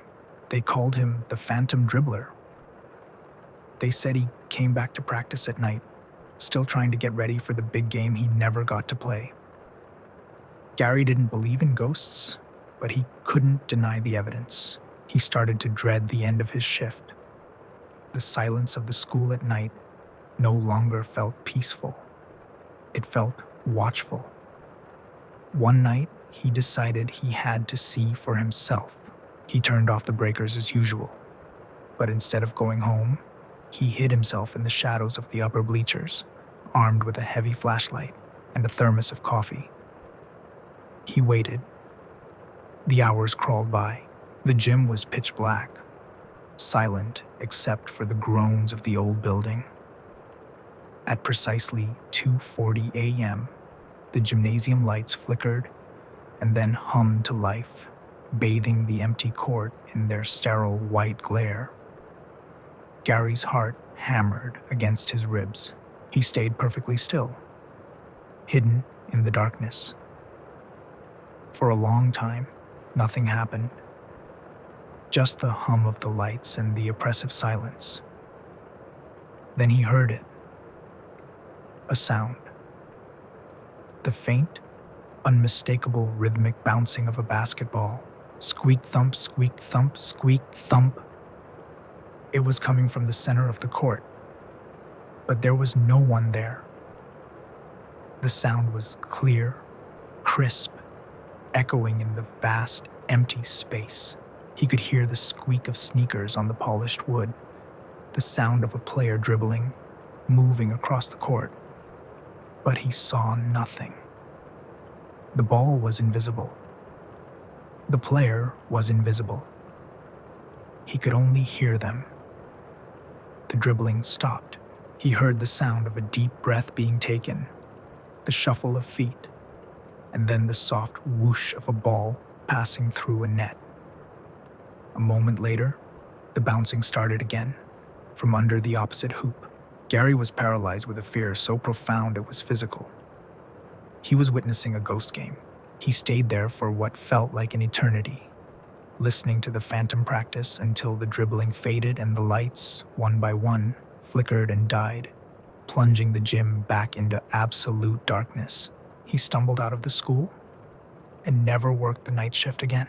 The Matanuska-Susitna Borough School's maintenance log for November 1996 notes that the issue with the gymnasium lights was eventually resolved by replacing the old mercury vapor lamps with a new system. But the old custodians, the ones who were there with Gary, know the truth. They say the new lights don't come on. But sometimes, late at night, if you stand outside the gymnasium doors and listen very, very carefully, you can still hear it, the faint, ghostly rhythm of a basketball, and a game that never ends. The Dead Channel. As a volunteer firefighter in the Kenai Peninsula, Kevin's life was punctuated by the crackle of the radio scanner he kept on his kitchen counter. It was the soundtrack to his town, a constant stream of coded messages, dispatch calls, and the mundane chatter of emergency services. He knew the voices, the call signs, the frequencies. It was a familiar, orderly world. One rainy Tuesday in April of 2004, a voice broke through the static that made him freeze, coffee cup halfway to his lips. The voice was calm, professional, but it had an old-fashioned tinny quality, like a broadcast from a bygone era. Engine 4, respond to a structure fire at the old cannery on Mill Street. Caution, roof is unstable. All units proceed with caution. Kevin frowned. Engine 4? There was no Engine 4. Their small department only had 3, and the old cannery on Mill Street had burned to the ground in the big fire of 1968. The lot had been empty for as long as he could remember. He thought it must be a radio test, or maybe a scene from a movie bleeding over onto the frequency, but the call repeated. The exact same words, the exact same calm, professional tone. Then, silence. The regular dispatch chatter resumed, with no mention of the phantom call. He called the main station. "Did you guys just get a call for a fire at the old cannery?" he asked the dispatcher, a woman named Sarah. "Negative, Kevin," she said. "It's been a quiet morning." "Why?" He told her what he'd heard. She laughed. "You're hearing ghosts, Kev. That channel you're on, we haven't used that frequency in 30 years. It's a dead channel." He checked his scanner. She was right. He had been idly turning the dial earlier and had landed on a frequency that was no longer in official use. But the broadcast had been so clear. The next day, out of curiosity, he went to the fire department's small, dusty archive room. He wanted to see the logs from the 1968 cannery fire. He found the old, leather-bound book and flipped through the brittle yellowed pages. The entry for the fire was detailed. He read about the responding units, the collapse of the roof, the struggle to contain the blaze. And then he saw it. The first unit to respond, the one that had been closest to the scene, was Engine 4. His blood ran cold. He kept digging. He found a box of old reel-to-reel audio tapes, the dispatch recordings from that era. It took him an hour to find a working machine to play them on. He threaded the tape for the night of the fire, the magnetic tape crackling with age. He pressed play.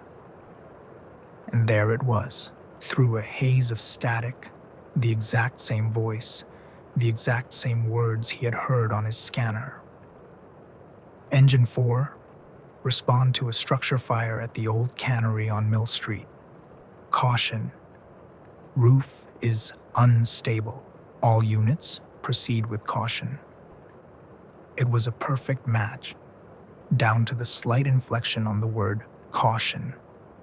It was an echo from the past, a radio ghost broadcast across 40 years of silence. He was shaken, but he tried to rationalize it. He read about a phenomenon called atmospheric skip, or ducting. Under certain rare atmospheric conditions, old radio waves could become trapped in a layer of the ionosphere and be rebroadcast, sometimes decades later, with perfect clarity. It was a one-in-a-million atmospheric fluke, a fascinating but ultimately explainable event. He put it out of his mind until it happened again. A week later, he was listening to the same dead channel when he heard another phantom broadcast. Ambulance 2, report of a child fallen from the cliffs at Bishop's Creek.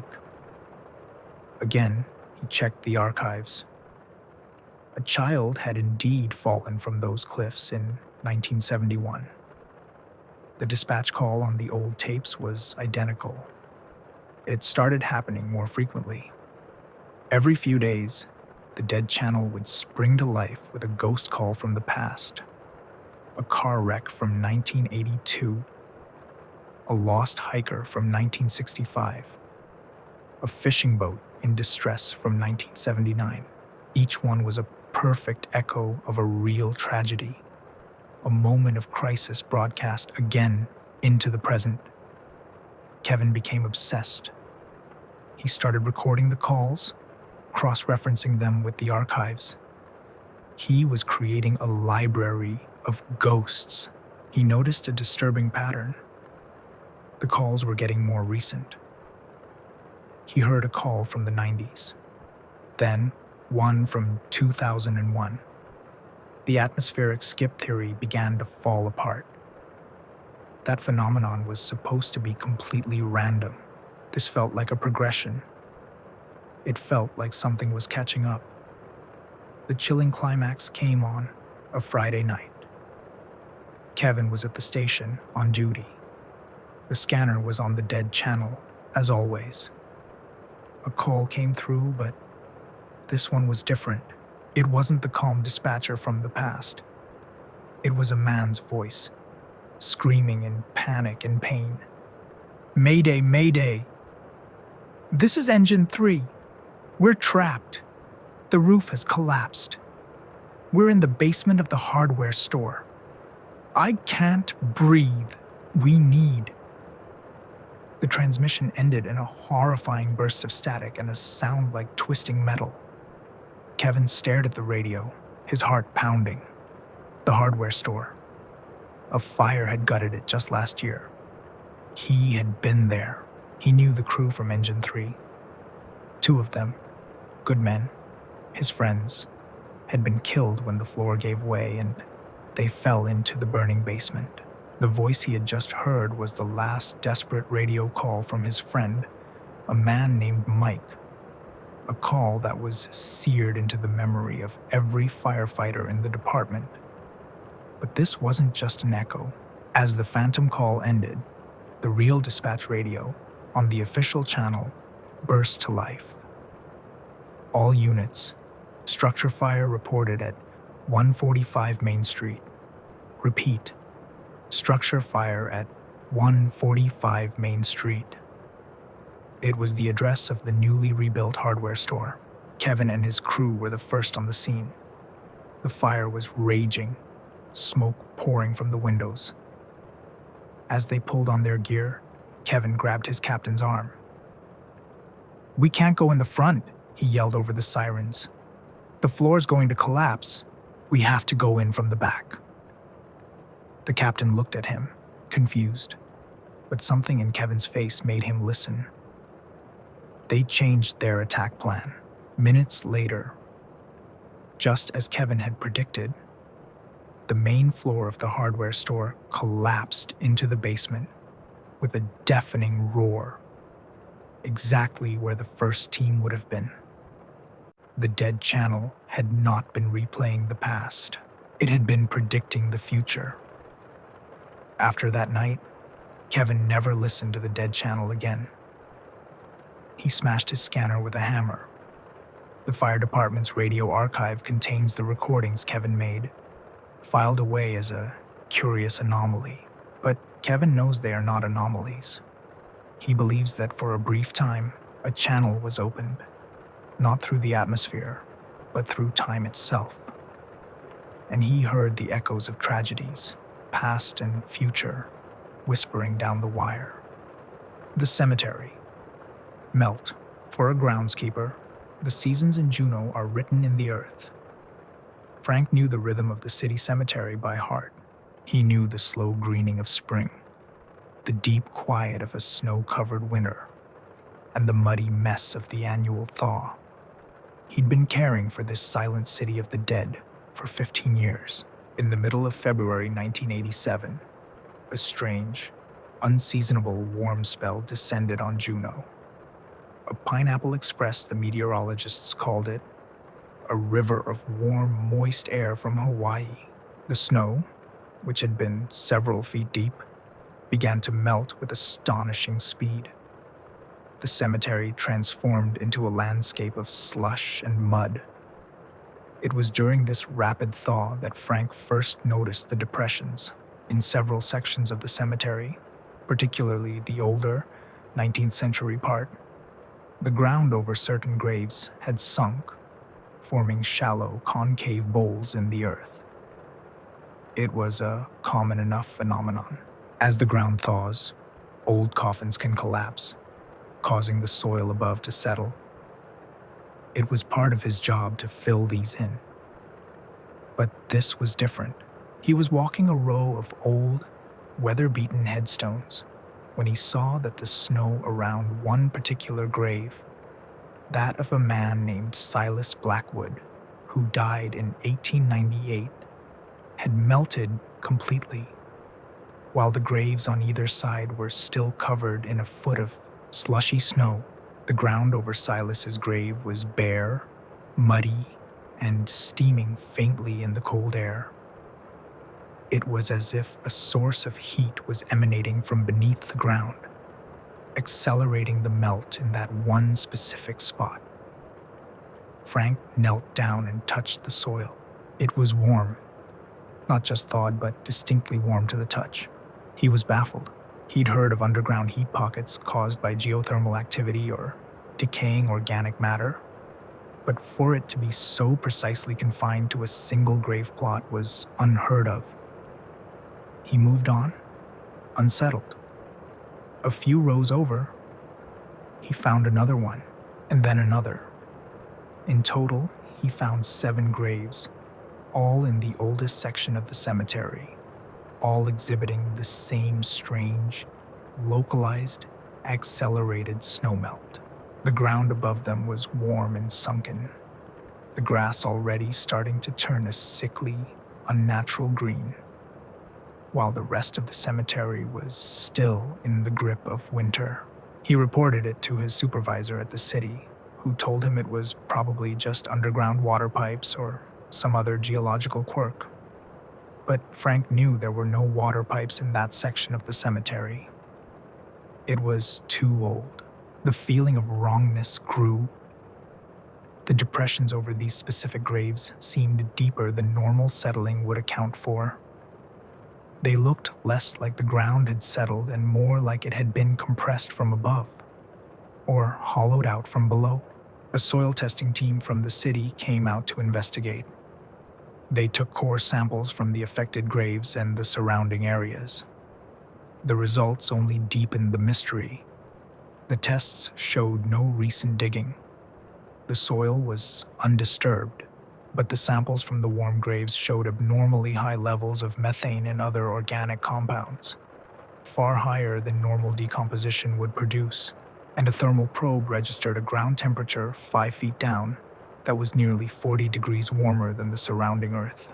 The city's official explanation, as noted in the cemetery maintenance log, was localized anaerobic decomposition activity, a technical, soulless phrase for something that felt profoundly unnatural. As the last of the snow melted away, Frank made another disturbing discovery. The sunken earth on the 7 warm graves wasn't just a random depression. In the center of each sunken patch was a darker, circular area of soil, about 2 feet in diameter, as if something had pushed its way up from below, or a hole had been filled with a different kind of earth. He couldn't shake the image from his mind. It looked like the ground had been punctured from the inside out. Frank, a practical and unimaginative man, started having nightmares. He dreamed of the ground turning to liquid mud, of hands reaching up from below, of a slow, patient, subterranean movement. The old part of the cemetery, a place he had always found peaceful, now filled him with a quiet dread. He felt like he was walking on the thin crust of something terrible. He requested a transfer to the Parks Department. He couldn't work there anymore. He couldn't shake the feeling of being watched from beneath his own feet. The new groundskeeper, a young man who didn't know the story, simply filled in the depressions with fresh topsoil and reseeded them. The grass grew back, green and lush over the 7 graves. The incident was forgotten, a strange footnote in a city maintenance log. But old-timers in Juneau, the ones who know the town's history, tell a darker story. They talk about the flu pandemic of 1898, the same year Silas Blackwood and the others died. They say the deaths came so quickly that the town, in its panic, buried some of the victims alive, their bodies still warm, their lungs still fighting for air. Frank never talks about what he saw, but he avoids that cemetery, even now. He says that some things, once buried, don't stay that way. And he believes that for a few days during that strange winter thaw, something that had been trapped for nearly a century finally found a way to breathe again. The disappearing team, the Dalton Highway in January, is not a road. It's a test of survival. It's a corridor of ice and wind through a landscape that is actively hostile to human life. For Coach Miller, driving the Kotzebue High School basketball team to a regional tournament in a rattling school bus was an annual, nerve-wracking ritual. He was a good coach, and he had a good team. A bus full of 16 and 17-year-old boys, loud, confident, and full of life. On January 14th, 2001, they set out from Kotzebue in the pre-dawn darkness. The weather forecast was clear but cold, brutally cold. Miller was a cautious driver. He checked in with the North Slope Borough Transport Dispatcher every hour, a standard procedure for travel on the remote highway system.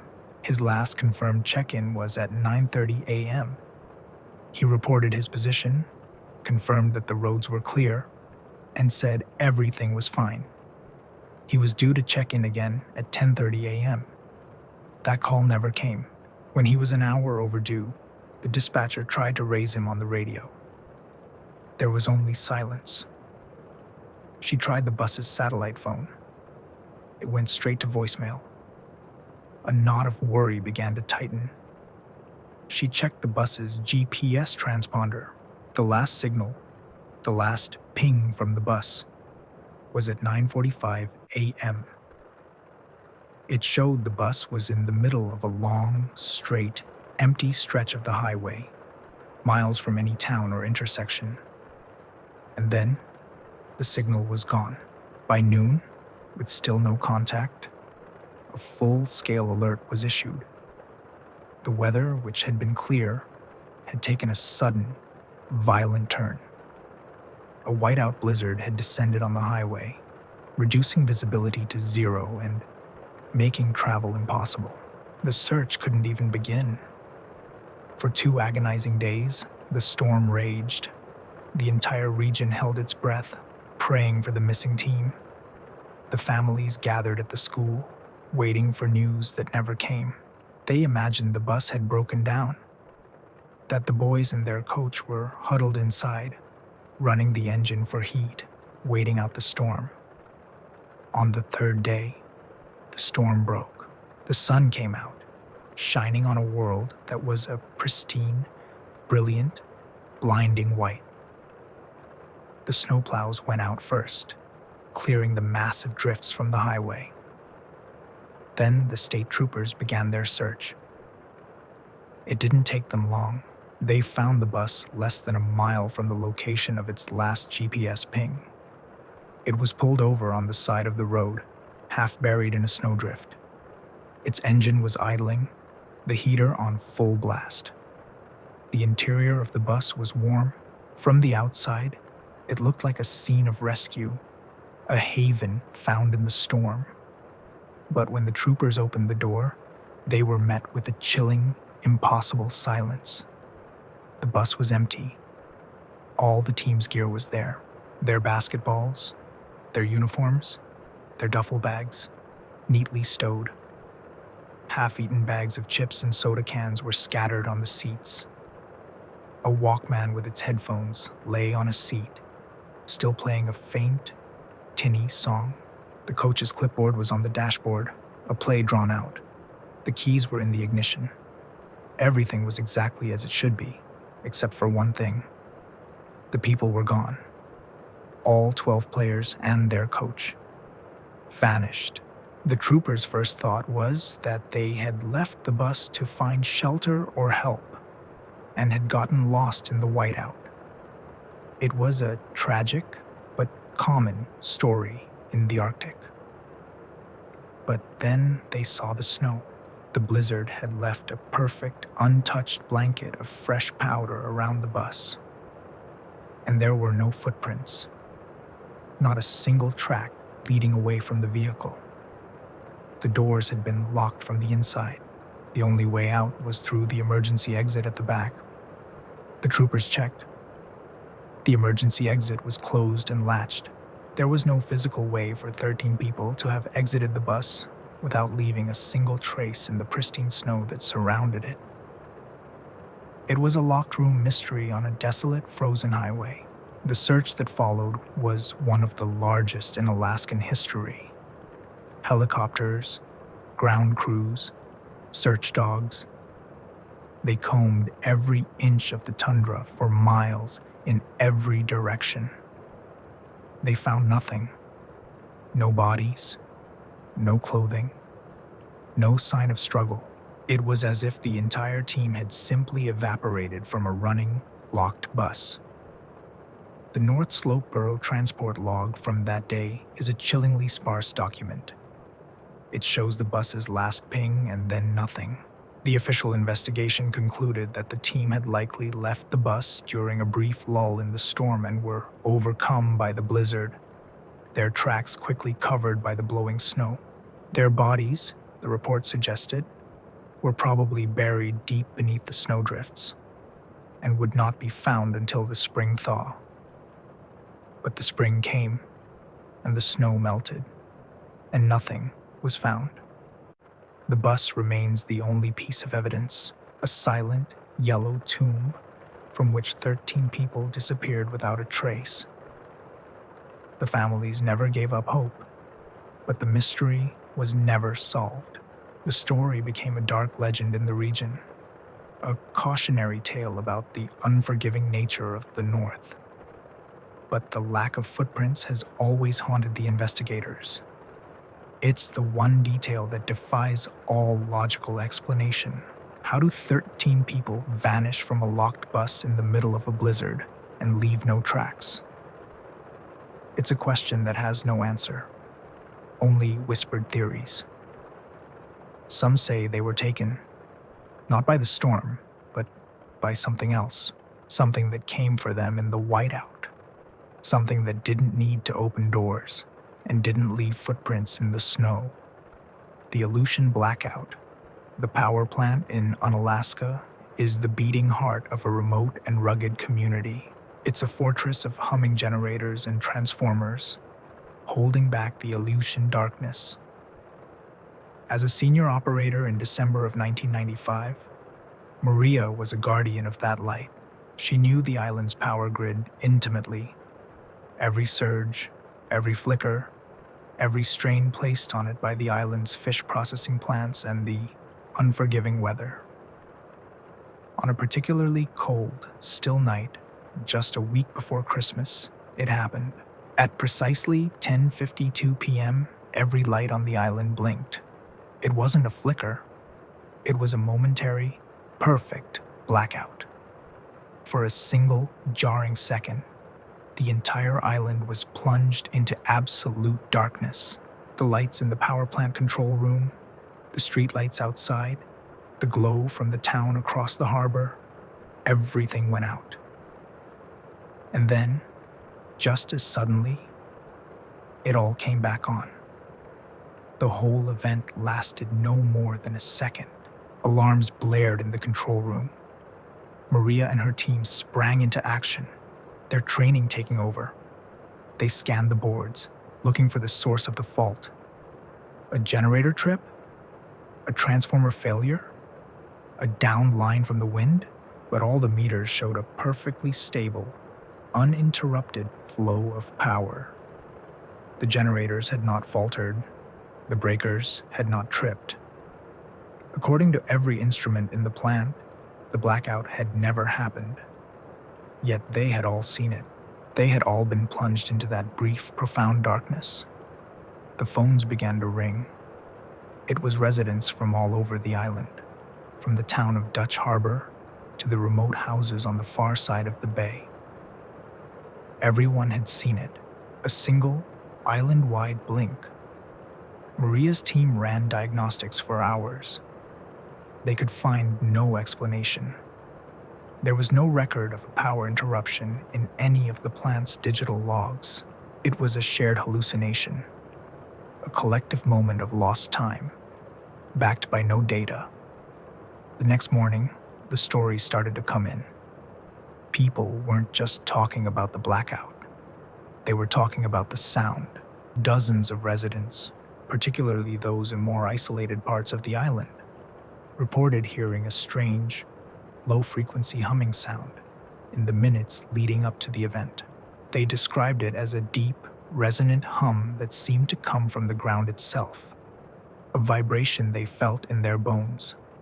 The humming had grown in intensity, and then, at the exact moment of the blackout, it had stopped.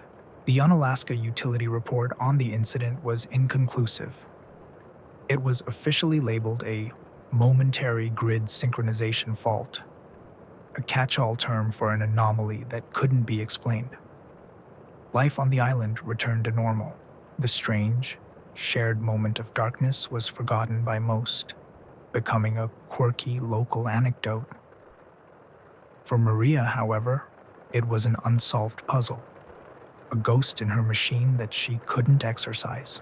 She kept the logs from that night, poring over them, looking for the tiny clue she might have missed. She found nothing. A year passed. Life went on. The generators hummed. The lights stayed on. Then, on the same date, 1 year later to the day, it happened again. At precisely 10:52 p.m., the island blinked. A single second of absolute total darkness, followed by the immediate return of light.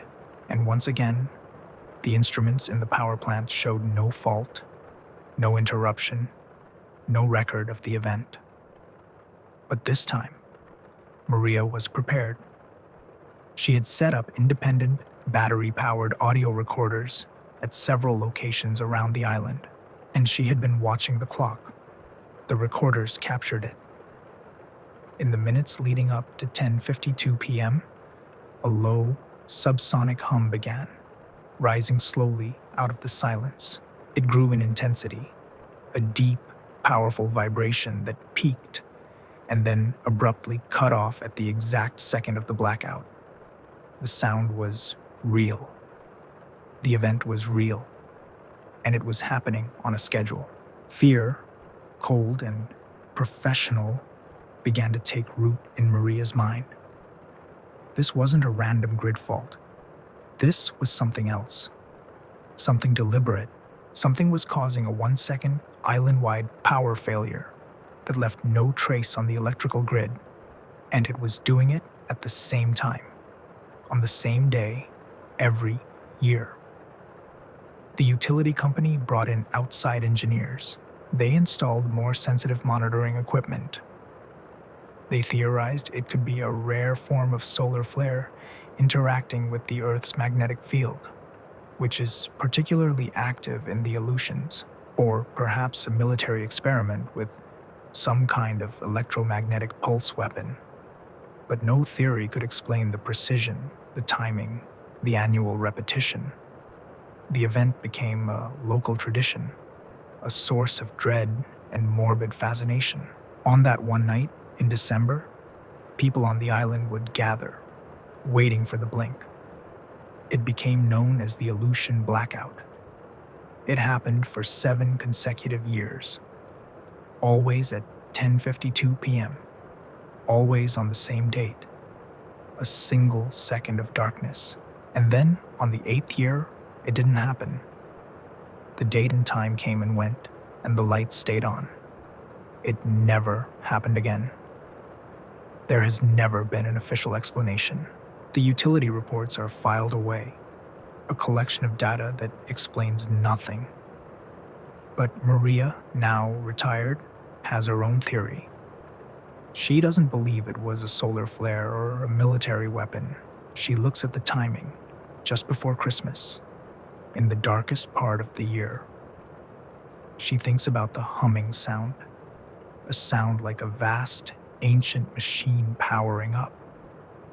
She believes that for 7 years, something came to their island, something that fed on the electrical energy of their small, isolated community, taking just a single second's worth of power for some unknowable purpose. And now, for reasons no one will ever understand, it has moved on, leaving only the memory of a shared moment of darkness and the unsettling question of what it was and if it will ever come back. The missing crane operator. The Seward shipyard in the summer of 1976 was a place of controlled chaos. The air was thick with the smell of diesel, rust, and welding fumes. The noise was a constant symphony of grinding metal and shouting men. Towering over it all were the gantry cranes, colossal steel beasts that moved containers and equipment with surprising grace. Frank was a dockyard worker, a rigger. His job was to guide the crane operators, to be their eyes on the ground. He worked with a man named Bill, a veteran crane operator who sat in a small cab 100 feet in the air. Bill was a quiet, reliable man, one of the best. One Tuesday afternoon, the end of shift whistle blew. The yard began to empty out, but Bill's crane, Crane 7, didn't stop. It continued its work, lifting a large container from the deck of a cargo ship, swinging it over the dock, and setting it down with perfect precision. It then swung back to the ship to pick up another.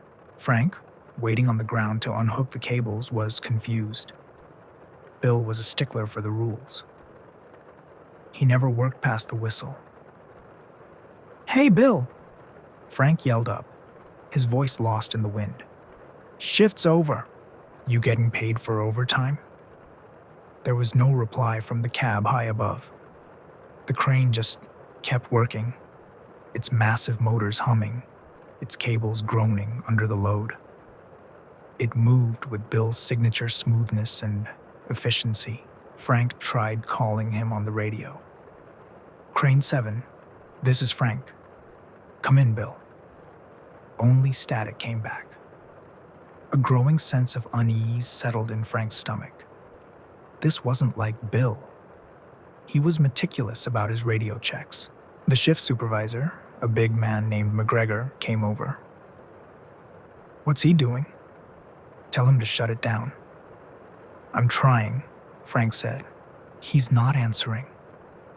They watched as the crane completed another full cycle, lifting a container and placing it neatly on a stack.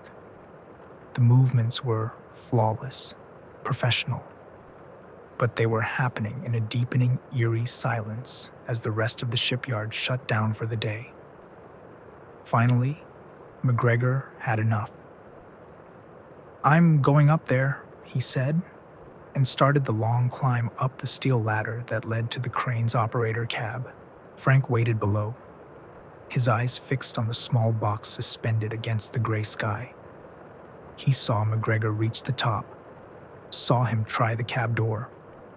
He saw him recoil, then try again, putting his shoulder into it. The door was locked from the inside. Now they knew something was seriously wrong. McGregor yelled down, but the wind carried his words away. Frank saw him smash a small window on the cab door and reach inside. A moment later, the crane's engines whined down and the giant machine fell silent. McGregor climbed back down, his face ashen. "He's not there," he said, his voice barely a whisper. "The cab is empty." They stared up at the silent crane. It was impossible. They had both been watching it. They had seen it working, performing complex, precise maneuvers. But the operator's cab was empty. The controls had been moving on their own. The door had been locked from the inside. A full search of the shipyard was launched. They searched every container, every warehouse, every corner of the vast facility. They used thermal cameras to scan the water around the docks. They found no trace of Bill. He had vanished from a locked cab, 100 feet in the air. The OSHA investigation that followed was a mess of contradictions. The official incident log is a study in bureaucratic confusion. The investigators couldn't explain how the crane could operate by itself. The machine was old, purely hydraulic and mechanical. It had no automated or remote control systems. It required a human hand on the levers. Yet, multiple witnesses, including Frank and the entire dock crew, had seen it working for nearly 20 minutes after the end of the shift. The theory the company settled on was a tragic but simple one. Bill must have had a heart attack or some other medical emergency. In his final moments, he must have slumped against the controls, causing the crane to move erratically, and then fallen out of the cab's open window into the water below. It was a neat, tidy explanation, but it didn't fit the facts. The crane's movements hadn't been erratic. They had been precise, deliberate, professional. It had completed several full, perfect loading cycles, and the cab door had been locked from the inside. Bill's family never accepted the company's story. They insisted he was a strong swimmer and would never have left the cab door unlocked. His body was never found. The Seward shipyard eventually replaced Crane 7 with a more modern machine, but the old dock workers, the ones who were there in '76, still talk about it. They call it Bill's last shift. Frank never worked as a rigger again. He took a desk job in the shipping office. He says that sometimes, late at night, when the yard is quiet, he can hear the faint hum of an old electric motor and the groan of cables taking on a phantom load. He believes that Bill never left his crane, that a part of him, his skill, his muscle memory, was somehow imprinted on the machine itself. And for one last shift, the ghost in the machine went to work, finishing a job that was never completed. The Vanishing Skiers. Girdwood, Alaska in February is a paradise of snow and ice. The Alyeska Resort, nestled in a valley of towering white-capped mountains, attracts skiers from all over the world. For Mike, a senior member of the ski patrol and a trained medic, it was a place of both stunning beauty and potential danger. He had seen it all: broken bones, frostbite, the terrifying power of an avalanche.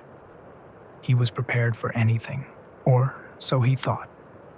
On a clear, cold Saturday in 2012, the resort was packed. The snow conditions were perfect. Near the end of the day, as the lifts were preparing to close, a call came into the patrol shack. A woman was reporting her husband and their 2 teenage sons overdue. They had last been seen heading up the North Face chairlift for one final run down a black diamond trail called the Glacier Bowl. It was a challenging but popular run. Mike and his team weren't overly concerned at first. Skiers get separated. People lose track of time. It happens. They did a standard end-of-day sweep of the trail, their headlamps cutting through the deepening twilight. They found nothing. As full darkness fell and the temperature plummeted, a sense of urgency grew. The ski lift's electronic scanning system was checked. The records were clear. The 3 missing skiers, a father and his 2 sons, had scanned their passes to get on the chairlift at 3:45 p.m.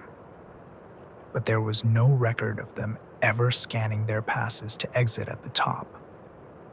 This was strange. The exit gate was the only way off the lift. Maybe the scanner had malfunctioned. A full-scale search was now underway. The entire ski patrol, along with local search and rescue volunteers, began a meticulous grid search of the Glacier Bowl Trail and the surrounding wooded areas. The trail itself was a wide, open expanse above the tree line. The snow was groomed and packed. There were no immediate signs of an avalanche. Then, one of the patrollers found something. In the exact center of the trail, about halfway down, were 3 pairs of skis and 3 sets of poles. They were stuck upright in the snow, in a neat, perfect row, as if they had been carefully placed there. Mike skied over to the scene. A cold dread washed over him. The bindings on all 3 pairs of skis were still open. They hadn't been released in a fall. They had been intentionally taken off. He knelt down to examine the snow around the abandoned equipment. The area was covered in a fresh layer of powder from a light snowfall that afternoon. He could see the tracks leading up to the skis. 3 distinct sets of tracks, showing the skiers had come down the mountain, stopped in the middle of the run, and taken off their skis. But there were no footprints leading away. The snow around the skis was pristine, untouched. Just 3 sets of ski tracks that ended abruptly, and the skis themselves, standing like silent markers in the vast, empty whiteness. It was physically impossible. 3 people couldn't just vanish from the middle of a wide-open ski trail without leaving footprints. Mike radioed in the discovery, his voice tight with a confusion that was bordering on fear. The search intensified.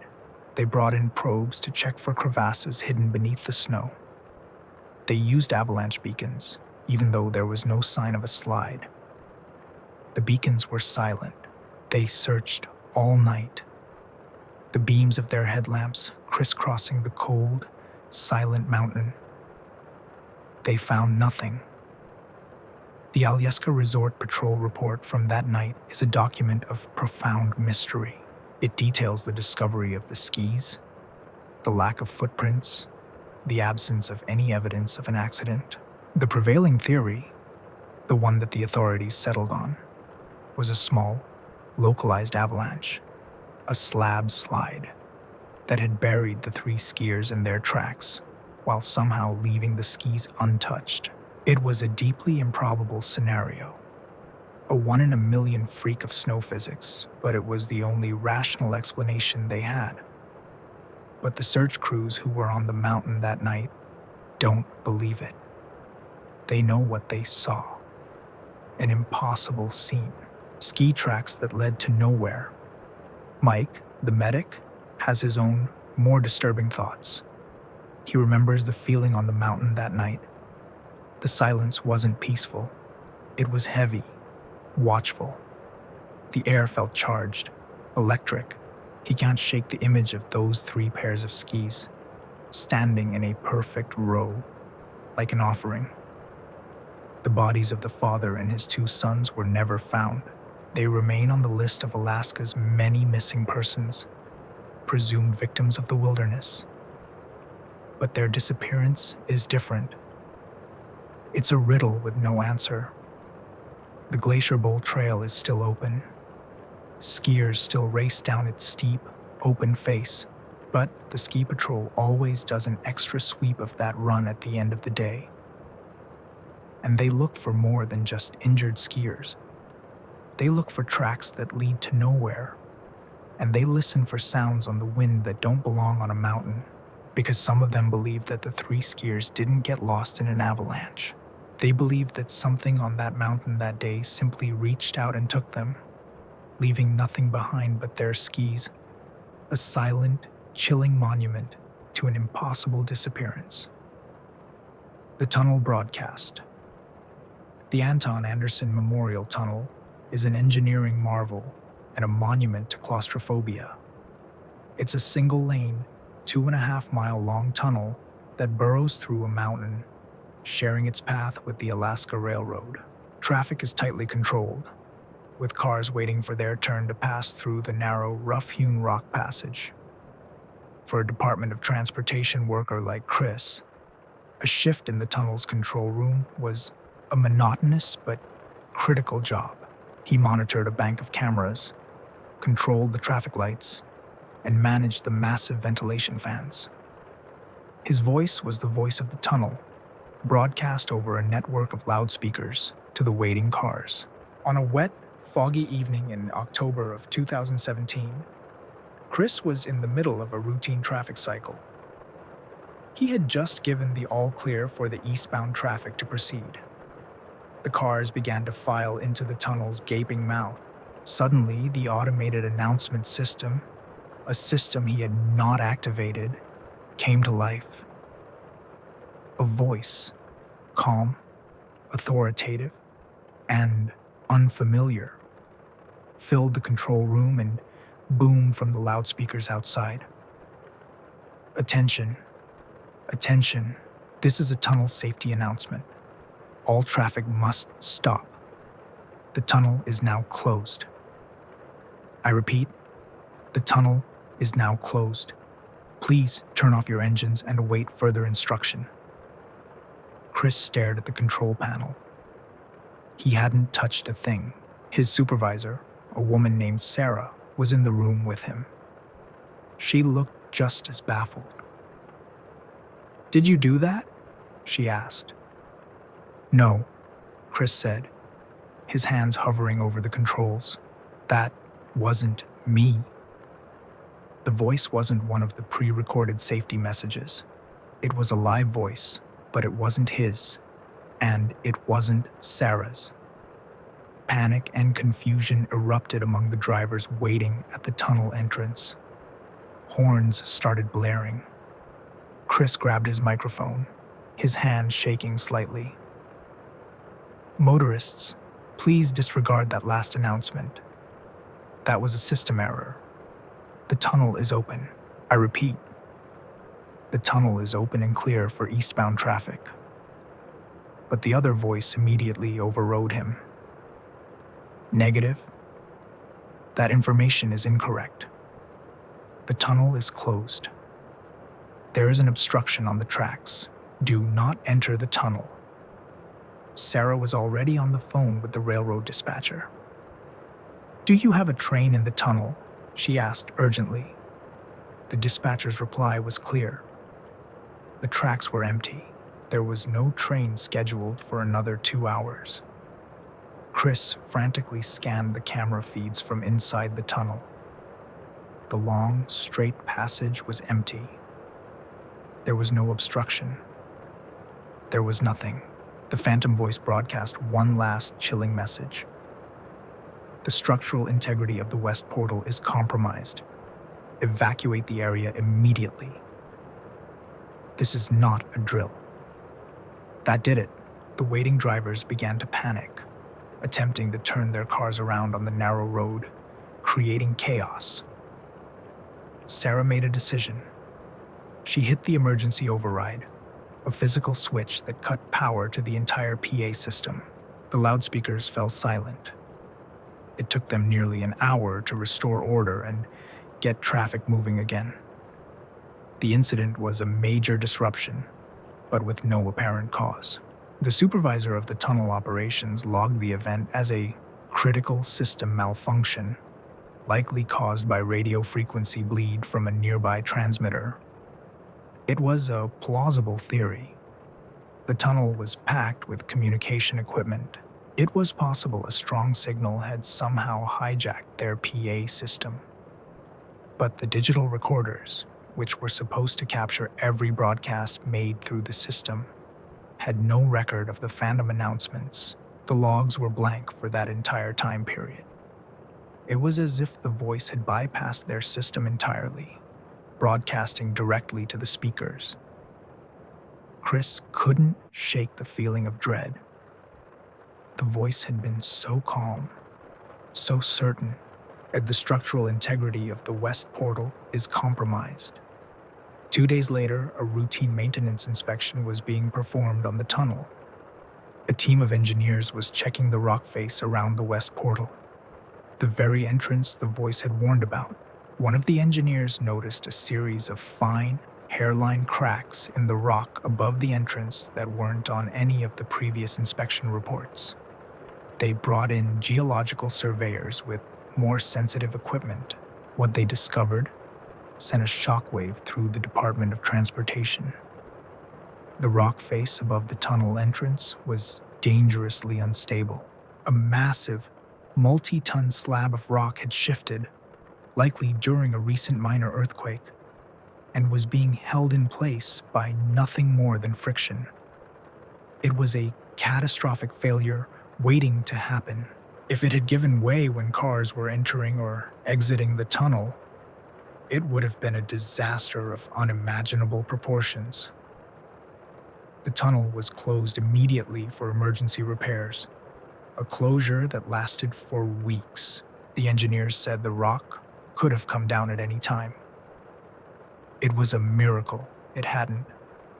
The DOT tunnel operations log for October 2017 records the unscheduled closure and the emergency repairs. It makes no connection to the strange broadcast that had happened just 2 days earlier. It's treated as two separate, unrelated events. But Chris knows better. He was there. He heard the voice. He believes that for a few minutes, he was a witness to an impossible warning. He doesn't know where the voice came from. A ghost? A time traveler? A glitch in reality?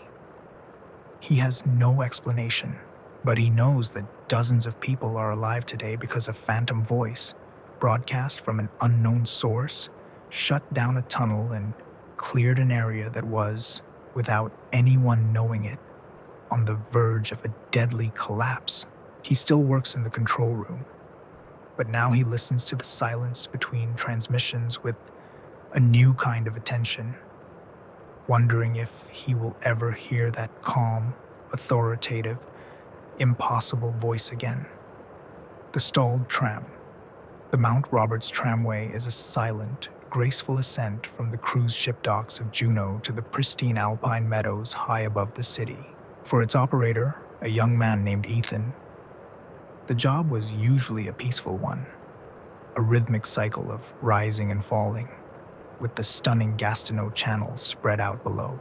In August of 2009, on a perfectly clear, calm afternoon, that peace was shattered.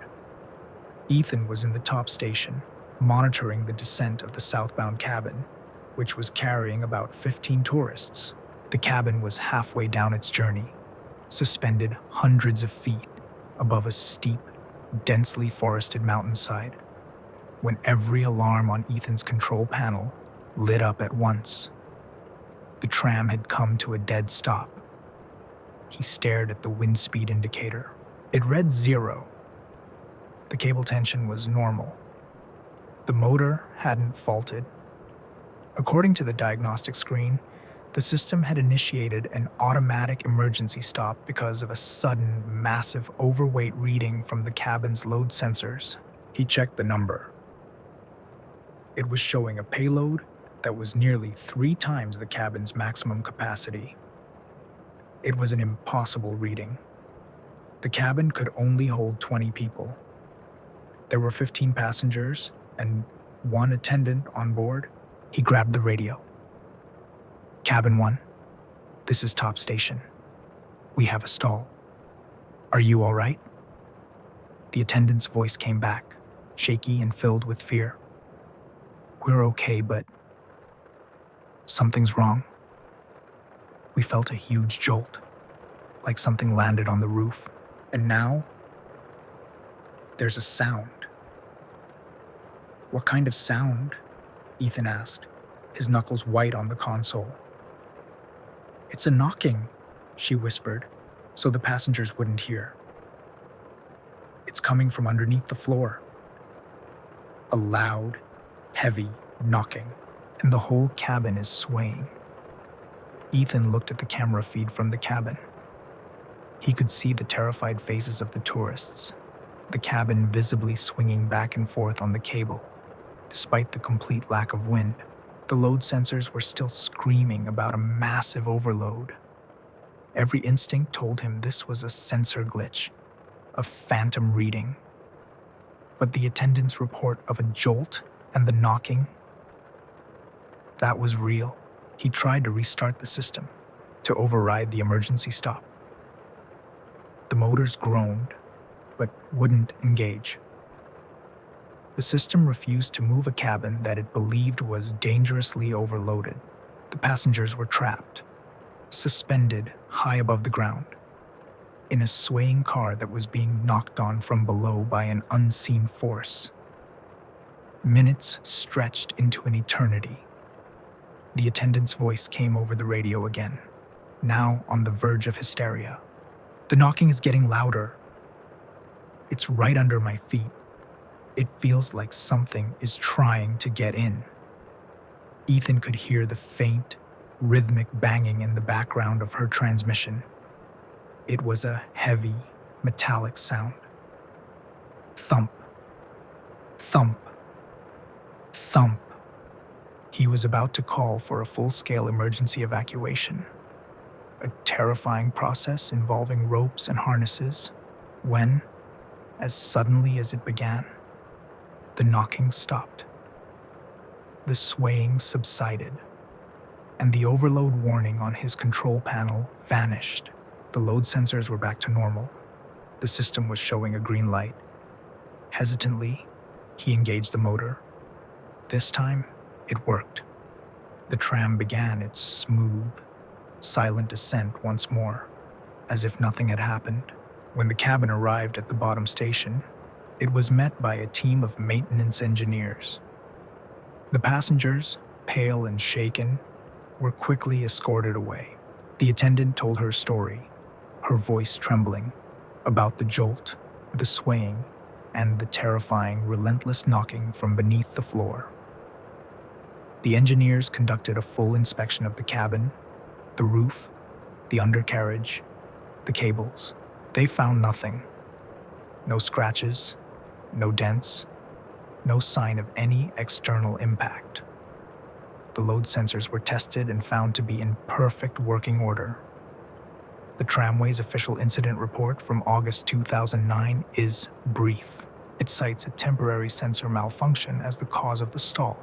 The reports of knocking and swaying from the attendant and passengers were attributed to passenger anxiety during a stressful event. It was a clean, simple explanation that satisfied the insurance company. But Ethan, who was in the control room, and the engineers who inspected the cabin, know that something was left out of that report. During the inspection of the undercarriage, one of the engineers found something clinging to the heavy steel framework. It was a small clump of dark, matted fur, and a thick, black, viscous substance, like pitch or tar, smeared across one of the support beams. A substance that, when tested, contained organic compounds that did not match any known animal or plant species on Earth. The evidence was quietly disposed of. It didn't fit the narrative. Ethan still works the tram, but he no longer sees it as a graceful, silent machine. He sees it as a fragile bubble, moving through a space that is not entirely empty. And on still, quiet days, when a cabin is passing over that deep, dark section of the forest, he keeps his hand on the emergency brake, and he listens. He listens for a sound that doesn't belong, the sound of something knocking from the outside, wanting to get in.